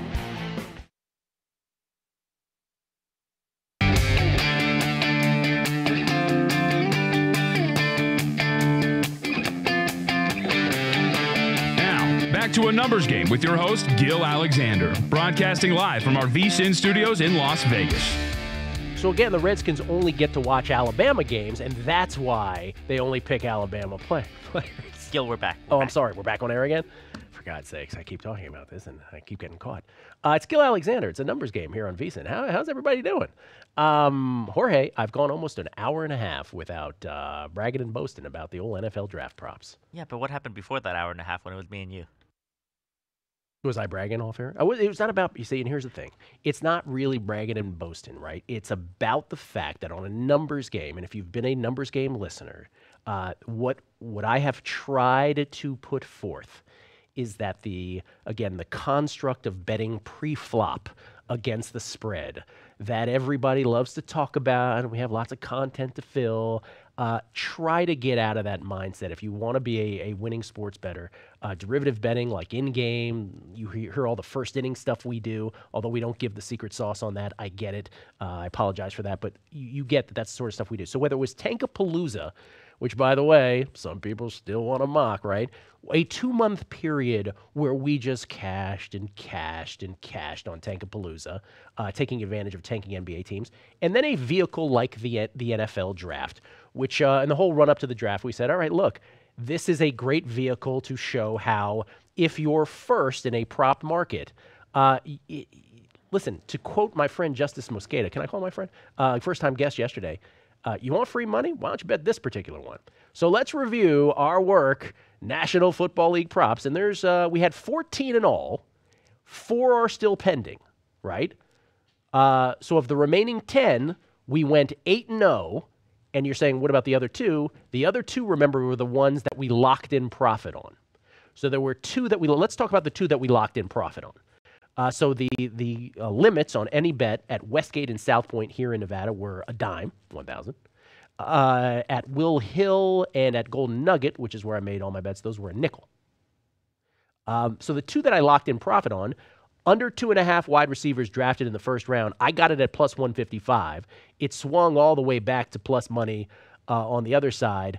I would have won it anyway, but I locked in profit. So nice of you to... Oh, I see you put a red X on this other one that I actually locked in profit on. Don't blemish my perfection, Jorge. Please, it's a beautiful, clean sheet of money bags, and you throw in a red X on one that I locked in profit on. The one that I correctly locked in profit on was I got a little skittish about Josh Allen, and me and my betting partner E, we got skittish on Josh Allen here the last couple days, and so we were like, yeah, why don't we take back on Bradley Chubb? So it's not really a red X. We made money on it, so please remove the red X, Jorge, you bastard. Can I call you a bastard on here? So those 2 locked in profits, we didn't have to sweat out those. The other 8-0,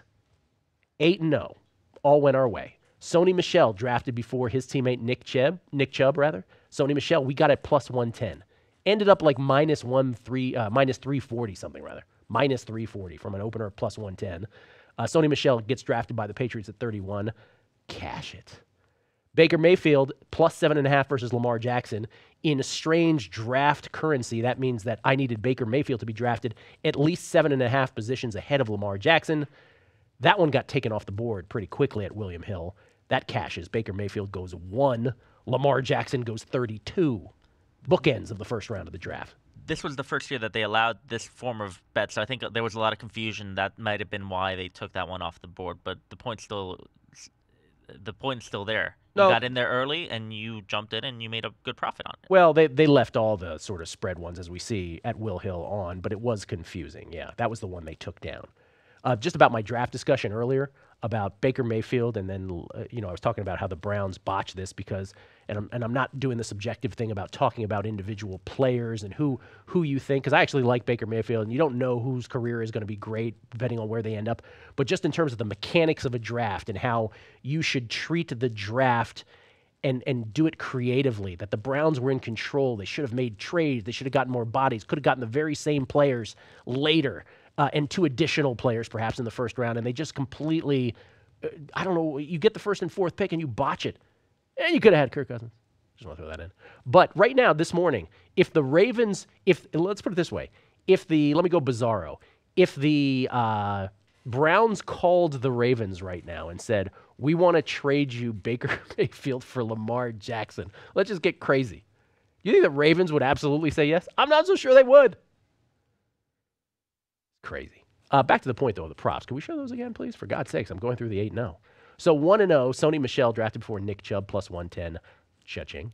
Baker Mayfield, 7.5 before Lamar Jackson. Count it. Minka Fitzpatrick before Derwin James. Stuck to my guns on this one, minus 125. Count it. Even though that one went against us. That was one of the 2 that went against us.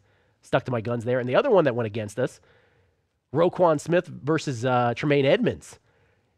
Roquan minus 1.5, which means I had a pick to work with, too. Roquan, very well ahead of Tremaine Edmonds. Roquan went 8th. Tremaine Edmonds, if I'm not mistaken, just checking the board right now, he went number 16 to Buffalo out of Autech.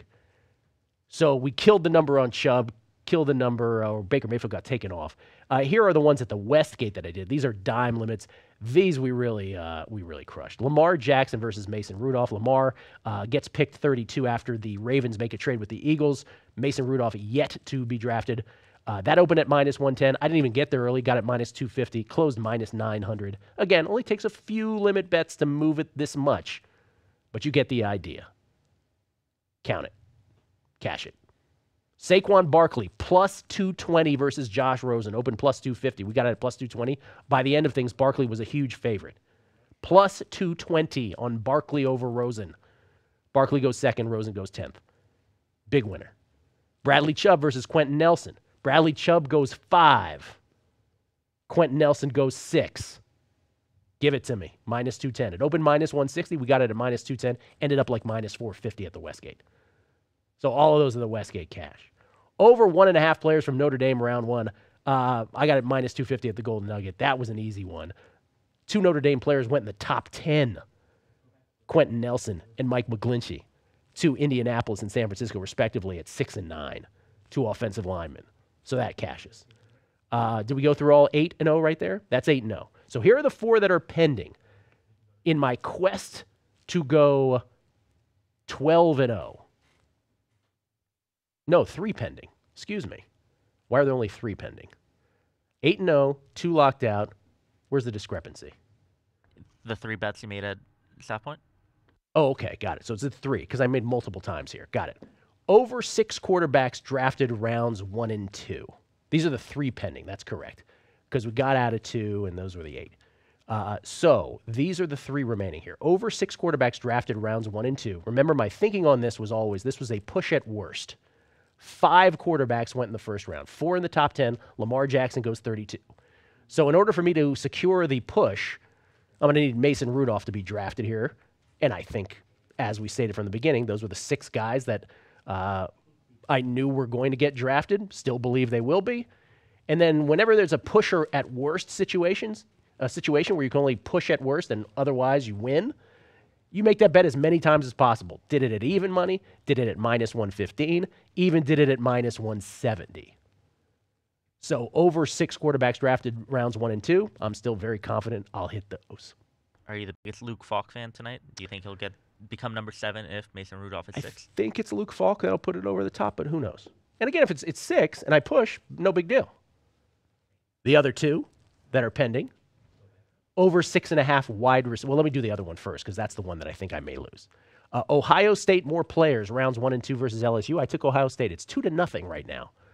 LSU gets shut out of the first round of the NFL draft. This is a rounds 1 and 2 thing. Ohio State, Denzel Ward, who we talked about at 4, and took 21, the center out of Ohio State. So right now it's 2-0. I'm confident here that there's only going to be max 3 players taken from LSU in the second round, and I know I'm going to get at least 1 more Ohio State. So to me, this is push at worst as well. Not counting my money there, but push at worst. The one prop that I could lose, and we're talking out of 11 that I could lose, over 6.5 wide receivers drafted rounds 1 and 2. Over 6.5. Which means I'm going to need 5 drafted here in the second round. The only 2 wide receivers drafted in the first round, DJ Moore. What did I say, Stephon Moore? I was getting Stephon Diggs and DJ Moore mixed up. Yeah, I did a Maryland wide receiver hybrid earlier. DJ Moore from Maryland at 24 went to the Panthers. Calvin Ridley, again, strange. Atlanta Falcons picking Calvin Ridley at 26. Strange that Calvin Ridley dropped to 26 in one respect, and then with all the Julio Jones erasing Falcons references from his social media, from the gram, from the Snapchat. I don't know what you kids are doing today, by the way. But Calvin Ridley, the second wide receiver, drafted 26 going to the Falcons. So and I always knew that the wide receiver run would come in the second round, not the first. So it's not a surprise that there are only 2 in the first round. But I'm going to need 5 here in the second round.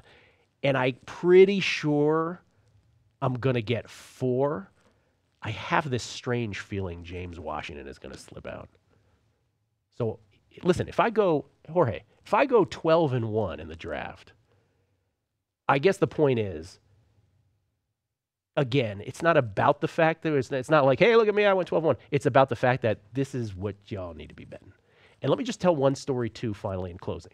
When we left the studio yesterday, the current reigning Super Contest champion was standing outside our studio. Bryson, good dude. But Bryson doesn't lack confidence, right? He thinks he's going to win the Super Contest 2 years in a row. In fact, when I say that, he's 100% sure that he's going to win it 2 years in a row. And he was like, oh, you're talking about NFL draft, and he was sort of getting a good giggle. He got a good giggle out of that. He's like, well, that's gambling. And I'm looking at him going, oh, man, he missed the point. He doesn't get it. But he won a Super Contest, so I congratulate him. But if you think that's gambling and this isn't, oh, my God. I mean, the other way around, that this is and that isn't, good Lord, dude. Jorge. We have a lot of new listeners right now with pending legalization, and a lot of people who are just getting into gambling like I am. Can you talk about nickel and dime limits? Because yes, what are nickel and dime limits? Because a lot of people don't realize how much money you had on this draft over the last couple of weeks. Well, let's not get so specific, Jorge, for God's sakes. But yes, so in the prop market, so books, and this is what sort of dovetails in the conversation I had with Vinny earlier, right? So an NFL week where they put out lines for any given NFL week, the process works as such, where when the first lines come out Sunday evening, there's limits on lines, right? Because bookmakers want get that pro bettors will come in and bet them the first numbers, but they limit them artificially. And once those numbers are sort of batted around with those first professional bets and calibrated, if you will, only then do they open up limits, even in a market as liquid as National Football League betting. So the first initial bets, there's limits to them, and then they open them up. That's a typical NFL cycle during a week, generally speaking. When it comes to a prop market, specifically one like the NFL draft, which is brand new here in Nevada, again, dovetailing with the conversation I had with Vinny, where Vinny said, oh, no, we'll do it all the time. Well, Vinny's a confident guy, right? But a lot of these guys are like, well, I don't know about that. So William Hill, who's the first to put them out, and kudos to them for having the onions to put them out first, they went nickel limits, right? Other shops in town went nickel limits as well. What a nickel means is $500. To win $500, to risk $500, that's what we refer to as a nickel. Other shops, a little more bold, South Point, Westgate, dimes, the betting parlance for $1,000 bet, right? And so they're a little more frisky, if you will. Like, we'll take your action to win $1,000, to risk $1,000, whatever. And then, by the way, you're allowed to bet them again once it moves. So that's what that's all about. Now, the reason that a Lamar Jackson versus Mason Rudolph goes from minus 110 to, by the time I got there a couple hours later, when I bet it at minus 250, to me, with one limit bet, moving it to minus 500, to it eventually getting to minus 900, we're only talking about 3 or 4 limit bets because it's not a liquid market, right? But that's the point is, though, is in these kind of markets, you gotta be first, right? You gotta recognize what the vehicle is, what the betting vehicle is, and how you exploit it. We exploited Tankapalooza, and I would sit here on air every day and I would say, if you're betting the NBA ATS right now, you're the square one, not me. And you know what? We had a lot of little chirpers, right? Little snipers who love to hate, who would talk about us. All right, y'all do your thing. But if you're trying to win money, pay attention to what it is and how we work these different things. That is how real bettors not manipulate, but make their hay. Everything is different. Everything should be thought through. Everything is creative, and sometimes it's just a sprint to the window. Now, here's the thing: you have to have conviction. You have to know what you're talking about, right? I don't just go. My mother couldn't do it, right? Apologies to my mom if you're listening. God, I know you're great, but you just don't know the NFL draft. But you know what I mean. If you don't know the stuff, that's a different story entirely. But if you have a knowledge, if you're familiar with mock drafts, if you know what team needs are. If you know which teams will perennially mess things up, right? There's a whole bunch that goes into the mix. But generally speaking, with a little effort, you can figure out where the mispricings are. And none of this is to in any way disparage the books because, look, they're the ones that come out first. They know they've got the burden of perhaps putting out mispricings. And the ones that come later, they're going to be a little more conservative. A lot of theirs are going to be copies. And so there won't be as much to exploit. But that's just a fascinating thing about betting. And during the whole sports betting calendar, there's different things that come up. So when people say, what are you going to do after Tankapalooza? Well, there's the NFL draft. What are you going to do after the NFL draft? Well, we have those wonderful Philadelphia Sixers Eastern Conference futures that we're still sitting on. Tremendous value, which trump all of this. That is what makes sports betting so fascinating. That is what makes the entire year so great, even when we're off season. We'll have Summer League during the summer. We'll have World Cup during the summer where Jorge, Georgie Bueno, will host his own daily 3-hour World Cup show here on the network. We are all so looking forward to that. That's not happening? Okay. That is why VSiN is unique in what it is that we do. And hope you have been able to enjoy and cash along with us. Coming back, I made one more season win totals bet in the NFL. Told you yesterday I made one. I made a second one. We'll get into that. And baseball picks on the way right here on A Numbers Game at VSiN.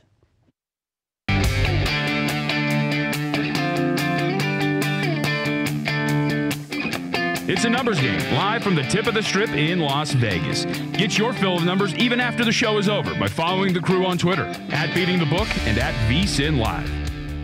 Want to get an edge over Vegas and the sports books, just like we were talking about? Well, BetQL is available for download right now, and it's the only app that puts all the important research you need to make smart bets in one convenient place. BetQL giving you powerful data, and I do mean powerful, right at your fingertips. BetQL. Quickly access line movement there to see how the lines move throughout the day. It's an app that gives you access to public betting trends in real time so you can see which side the public is favoring, which they're not. BetQL's powerful algorithm gives users value bets of the day based off of detailed recent and historical team trends. And the best part of all of it, you can download BetQL for free right now from your Apple or Android device. Just head to betql.co to download the only app you need to outsmart Vegas, betql.co. And by the way, BetQL brought to you by the creators of RotoQL, which you might be familiar with. It's the leading daily fantasy lineup optimizer trusted by over 100,000 DFS players. And that as well, you can download RotoQL, that is, for free for both Apple and Android as well. If you didn't catch VSiN last week, here's some of what you missed. The ones I always throw people is that Houston is a fantastic pitcher's park. Even though it's seen as a bandbox where it's easy to hit home runs, it actually reduces scoring because visibility is so weird. Strikeouts are up, and so it increases home runs a little. But even though home runs go up, doubles go way down because the fences are in, and it's harder to see the ball, so you're not making contact as well. And people go, "That's crazy." I know Houston's a great hitter's park, and then you look last year, it was number 30 offensively. It was the best pitcher's park, worst hitter's park, and the year before, number 30. It's the same thing. Houston reduces scoring, even though it's seen as a bandbox. So there's a lot of casual bettors that don't know that. I think from the get-go, the quarterback, and again, I don't want to sound like the negative Nelly here at this point because I love the draft, but I saw all these quarterbacks at the Manning Academy last summer. And even in August, I was, sort of pumping the brakes on these quarterbacks. I said, look, this is a good group. This is, a deep class. I mean, we had 8 quarterbacks in our receivable. Typically, we have 6. So we expanded our roster at that spot because I thought there was quality depth. But I think at the top, it's a bit overrated, a bit exaggerated.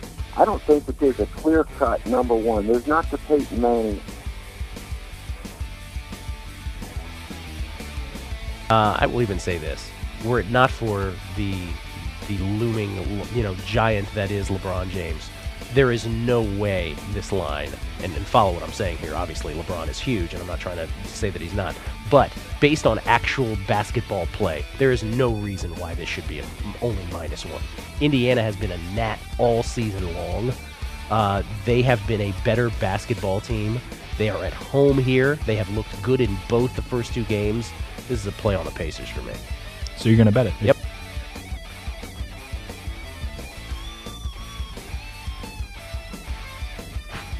Blowing on his hand and trying to get something going because it's bothering him. Will he be okay? Is he going to be okay? Wrong. Well, yeah. Okay. Sure, he's going to be fine. Okay. But there's clearly something wrong with the hand. The blister was bothering him. Okay. Huh? You don't want to buy it? I'm not buying it. Okay. I'm not buying it. We'll see what happens when he comes out and starts next time. That's great. First 2 starts, he's dominant. He gets one bad start, and everyone's like, "Oh, you're faking it. You're faking it."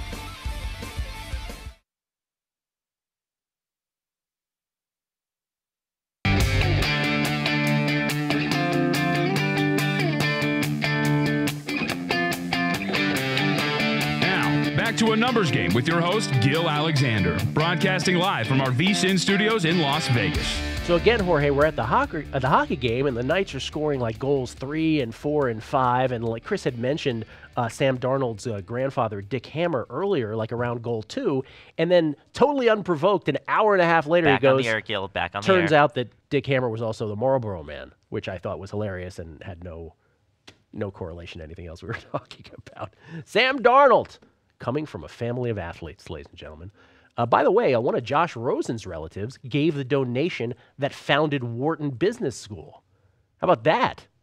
A little fun facts from the NFL draft provided by ESPN's coverage yesterday. There's way too much draft coverage if that's what they were talking about during the draft. Oh, it's wonderful. I hope Josh Rosen kills it. Kills it!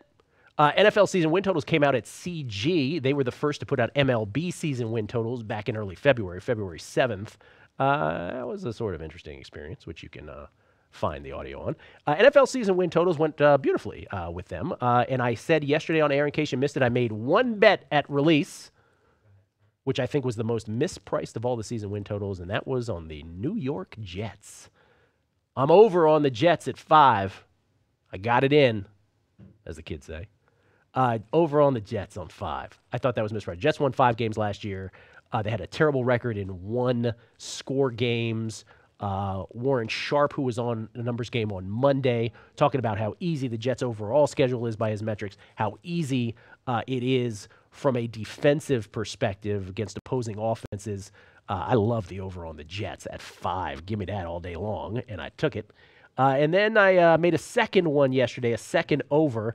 The team that I had been asked on the day of the last Super Bowl, when the Eagles won it, when that trophy was just being hoisted, as I did the previous year on VSiN, when I was asked right after the Patriots beat the Falcons, I was asked then, who's your value play for next year? I said the Eagles, 30-1.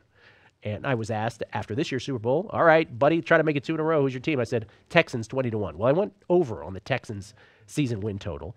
Texans over at CG were at 8.5, and I went over on the Texans. I didn't get it at -110, though. I wasn't because I waited a day, so I had to lay a little more on the Texans. I got it at -140.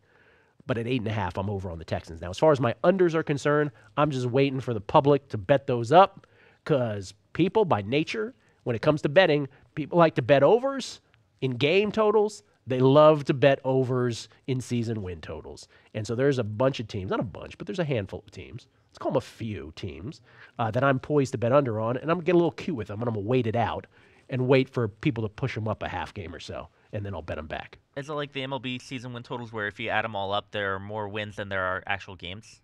That is a very good question. I did not add up their season win total market in football, but yes, in baseball, there's 2,430 potential wins, 30 teams, 162-game schedule. 2,430 potential wins. And every year, when you look at the numbers put out by books, they're always shading higher.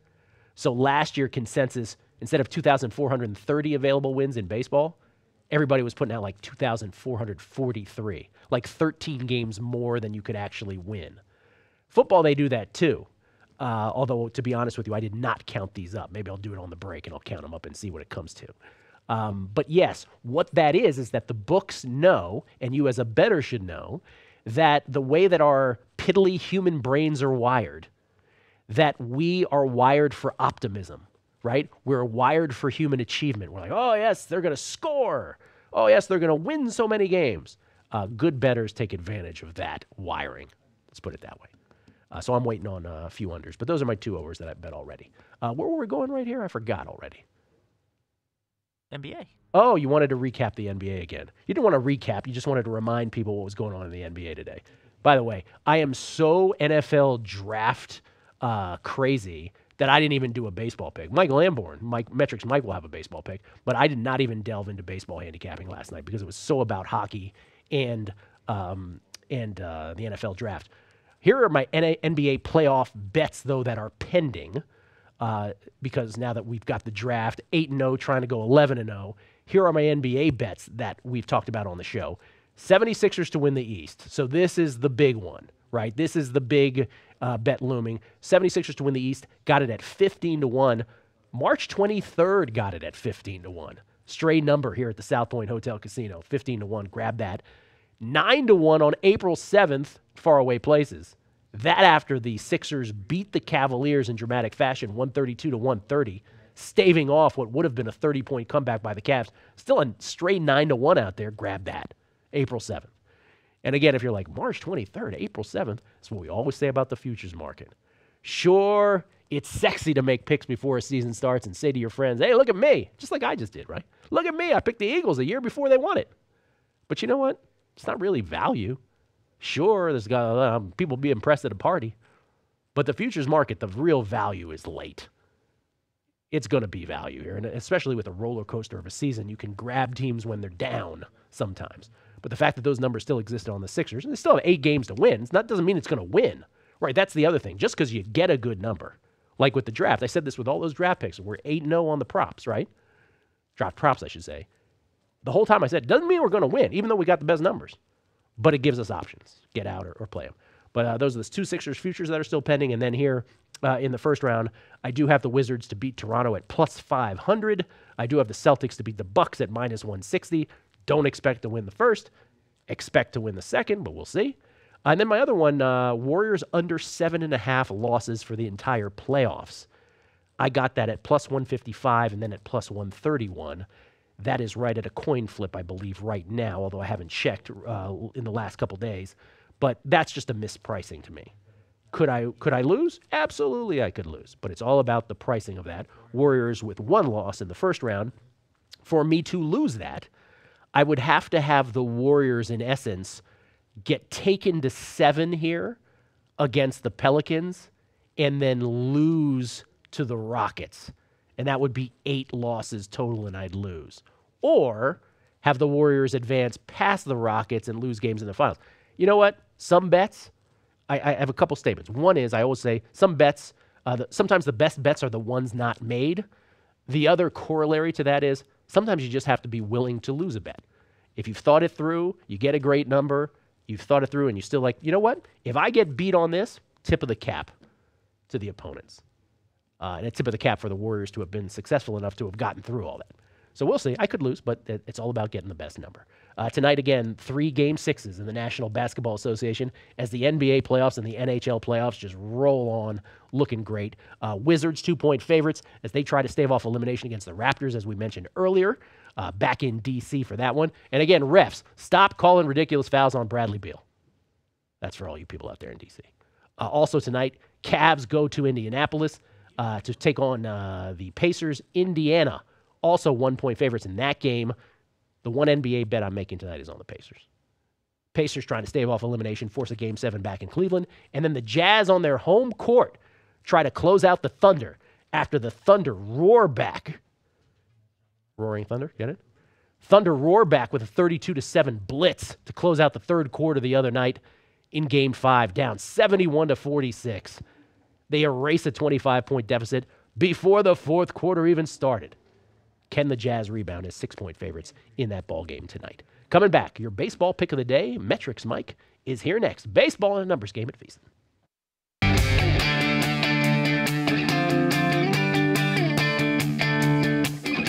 It's a numbers game, live from the tip of the strip in Las Vegas. Get your fill of numbers even after the show is over by following the crew on Twitter, @BeatingTheBook and @VSiNLive. All right, man, you look in the mirror, you're like, hey, I'm looking pretty good. Look at me. Looking all good, looking all funky fresh. Oh, no, is that my hair receding? Oh, my God, is that, oh, my God, I can't have this happen. If that is something you're experiencing, boy, do I have the solution for you. It's called 4hims.com. It's where science helps you with baldness. Baldness can be optional, whether it's recession, whether it's bald patches, whether it's just happening in a way that you don't want it to happen. Get ahead of the curve. Get ahead of it if it hasn't occurred yet. Don't get cocky. Prescription solutions backed by science at 4hims.com, a one-stop shop, once again, for hair loss, skincare, sexual wellness, and more for men. Order now. My listeners get a trial month of Hims for just $5 today. Right now, while supplies last. See website for full details. That's $5. Cost hundreds if you went to the doctor or pharmacy. I said $5. Go to 4hims.com/numbers. That's FORHIMS.com/numbers. 4hims.com/numbers. If you didn't catch VSiN last week, here's some of what you missed. Now for the NBA, we have to tweak because it's turning out that some of the best teams aren't that great at turnovers. They allow themselves to commit turnovers because they're whipping it around to make the 3-pointers, and they make up for that by making extra threes. So I've taken out turnover avoidance, and I'm looking mostly just at the overall offensive efficiency because 3-point shooting is so important now that it's trumping everything, and you need to know who does that best. Houston just saw Houston makes like 15 a game going from memory, which means that everybody else is 12 or 11. So Houston's ahead 9-0 every game at the opening tip-off on average because they're going to make 3 more trades, and everybody else is chasing already. So I've added in 3-point shooting in the NBA, and then still defense and rebounding, points of emphasis. Josh Allen is the good-looking person walking the beach. He looks the part. Strongest arm I've seen since Jamarcus Russell. But watch his decision-making process. It's erratic all over the board. Does he have a real strong arm? Yes. Does he have mobility skills? Yes, he does. But it's his ability to quickly make that decision on where to go with the football that's troubling for me. Because at times it's been there, and other times it's totally not even close. Is there a horse, Ron, in this field, in your opinion, that is a true Triple Crown candidate? There are probably more this year than we've seen in recent years. Even the year that American Pharaoh won it was pretty much just American Pharaoh that was looked at before the Triple Crown season. And they said, okay, well, if anybody's going to do it, it'll be American Pharaoh. This year, you've got a few. Any horse, though, it'd be Justify would be the one to answer. Justify. Okay, I was going to say if I came to you from the future and I said, hey, a Triple Crown winner did happen, which is it? And you would say it was Justify. I think the Browns, for whatever reason, they're going to drop the quarterback. They have Taylor right now. They made that trade with the Bills. Everything that I can hear and see and read, it appears that it's Allen. For me, it's Sam Darnold, number one. There's been a lot of smoke. I agree with you. Like Allen, I wouldn't be surprised if it's Allen at one, but I think it's either Darnold or Allen. Those are one of the two. I rolled with Darnold. I think out of the two, Allen and Darnold, he's the better option.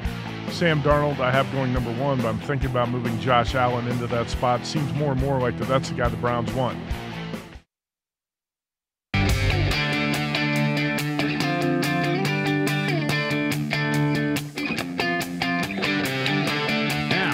To a numbers game with your host, Gil Alexander, broadcasting live from our VSiN studios in Las Vegas.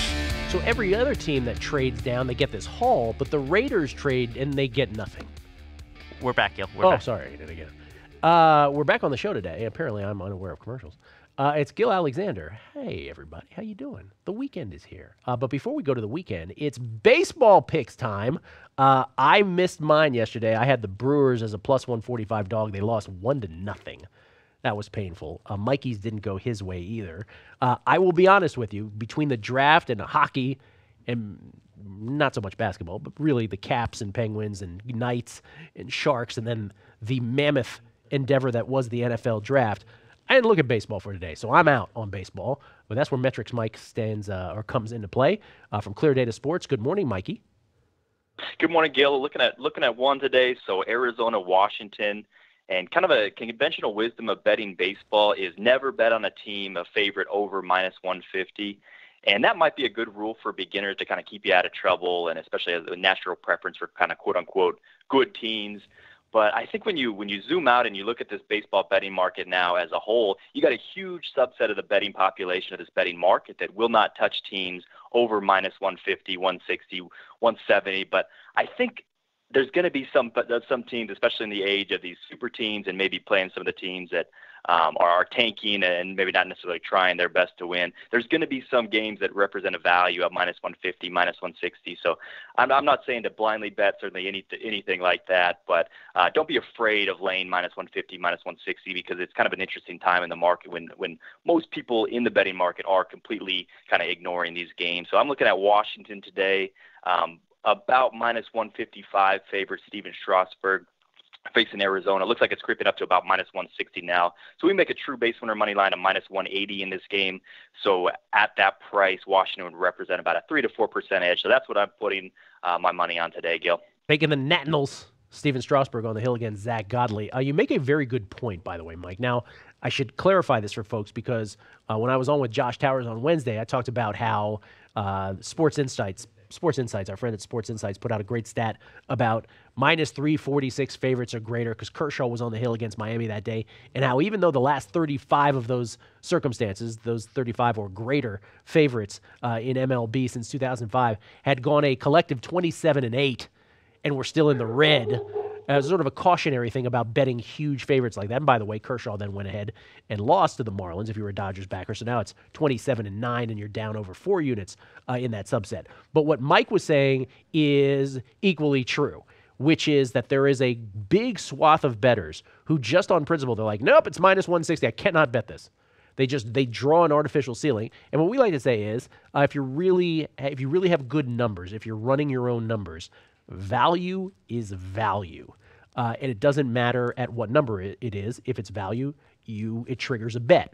And so for Mike on the Nationals at minus 155, because he does this through numbers, that's a bet. And he's really kind of taking advantage of a market that has a lot of people that won't do that on principle. Now, that said, I do love Zach Godley, Mike. That was my boy last year. 3.41 fielding independent, 3.32 xFIP. Great strikeout rate, really solid strikeout rate, 26.3%. He's kind of matching those numbers in the early going this year. No doubt about it, and I actually like the under in this game as well. I'm not going to put that out as the play because I know people don't just hate betting unders in general, but I'm looking at Washington side, but I also like the under because we like Godley as well. Good starting pitcher. Okay, but the Nationals are the official play. You might make an underplay on that as well on your own. Mike Lamborn from Clear Data Sports, Metrics Mike on Twitter. As always, thank you, Mike. Appreciate it. All right, good luck, Gil. All right, you too. Enjoyed it. NFL draft. Enjoy rounds 2 and 3. I'm certainly going to enjoy it. See if we can't go a perfect 11-0. Mitch and Paulie next on VSiN. Follow the money. Enjoy.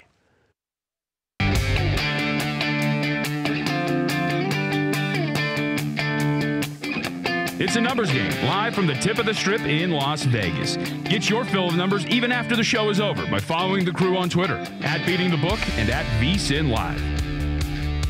Check out the VSiN store for the latest and greatest in sports betting fashion. You'll find VSiN shirts and hats for any occasion, made to order so you can find the right design, color, and size. We have over 30 shirt designs, including our Lucky Numbers collection. Maybe plus 7.5 is your number. Maybe plus 3.5. Are you an under player? We have an It's Not Under Until It's Over for you. And if you've ever spent a long night out in town in Vegas, you'll love our local hockey team shirt, the Vegas Flu. Puck yeah, everything available right now online. Go to VSiN.com/store and order now. The best way to watch our shows? It's a no-brainer. The VSiN app. With the VSiN app, you can watch our shows live or on replay. You can even play them in the background while you use other apps. The VSiN app also has live updating odds, the latest news from VSiN's reporters and odds makers, and even a customizable homepage by sport. More details at VSiN.com/app. That's VSiN.com/app. The VSiN app powered by our friends at AmericanEagle.com in the Apple and Google Play app stores right now. If you didn't catch VSiN last week, here's some of what you missed. The ones I always throw people is that Houston is a fantastic pitcher's park. Even though it's seen as a bandbox where it's easy to hit home runs, it actually reduces scoring because visibility is so weird. Strikeouts are up, and so it increases home runs a little. But even though home runs go up, doubles go way down because the fences are in, and it's harder to see the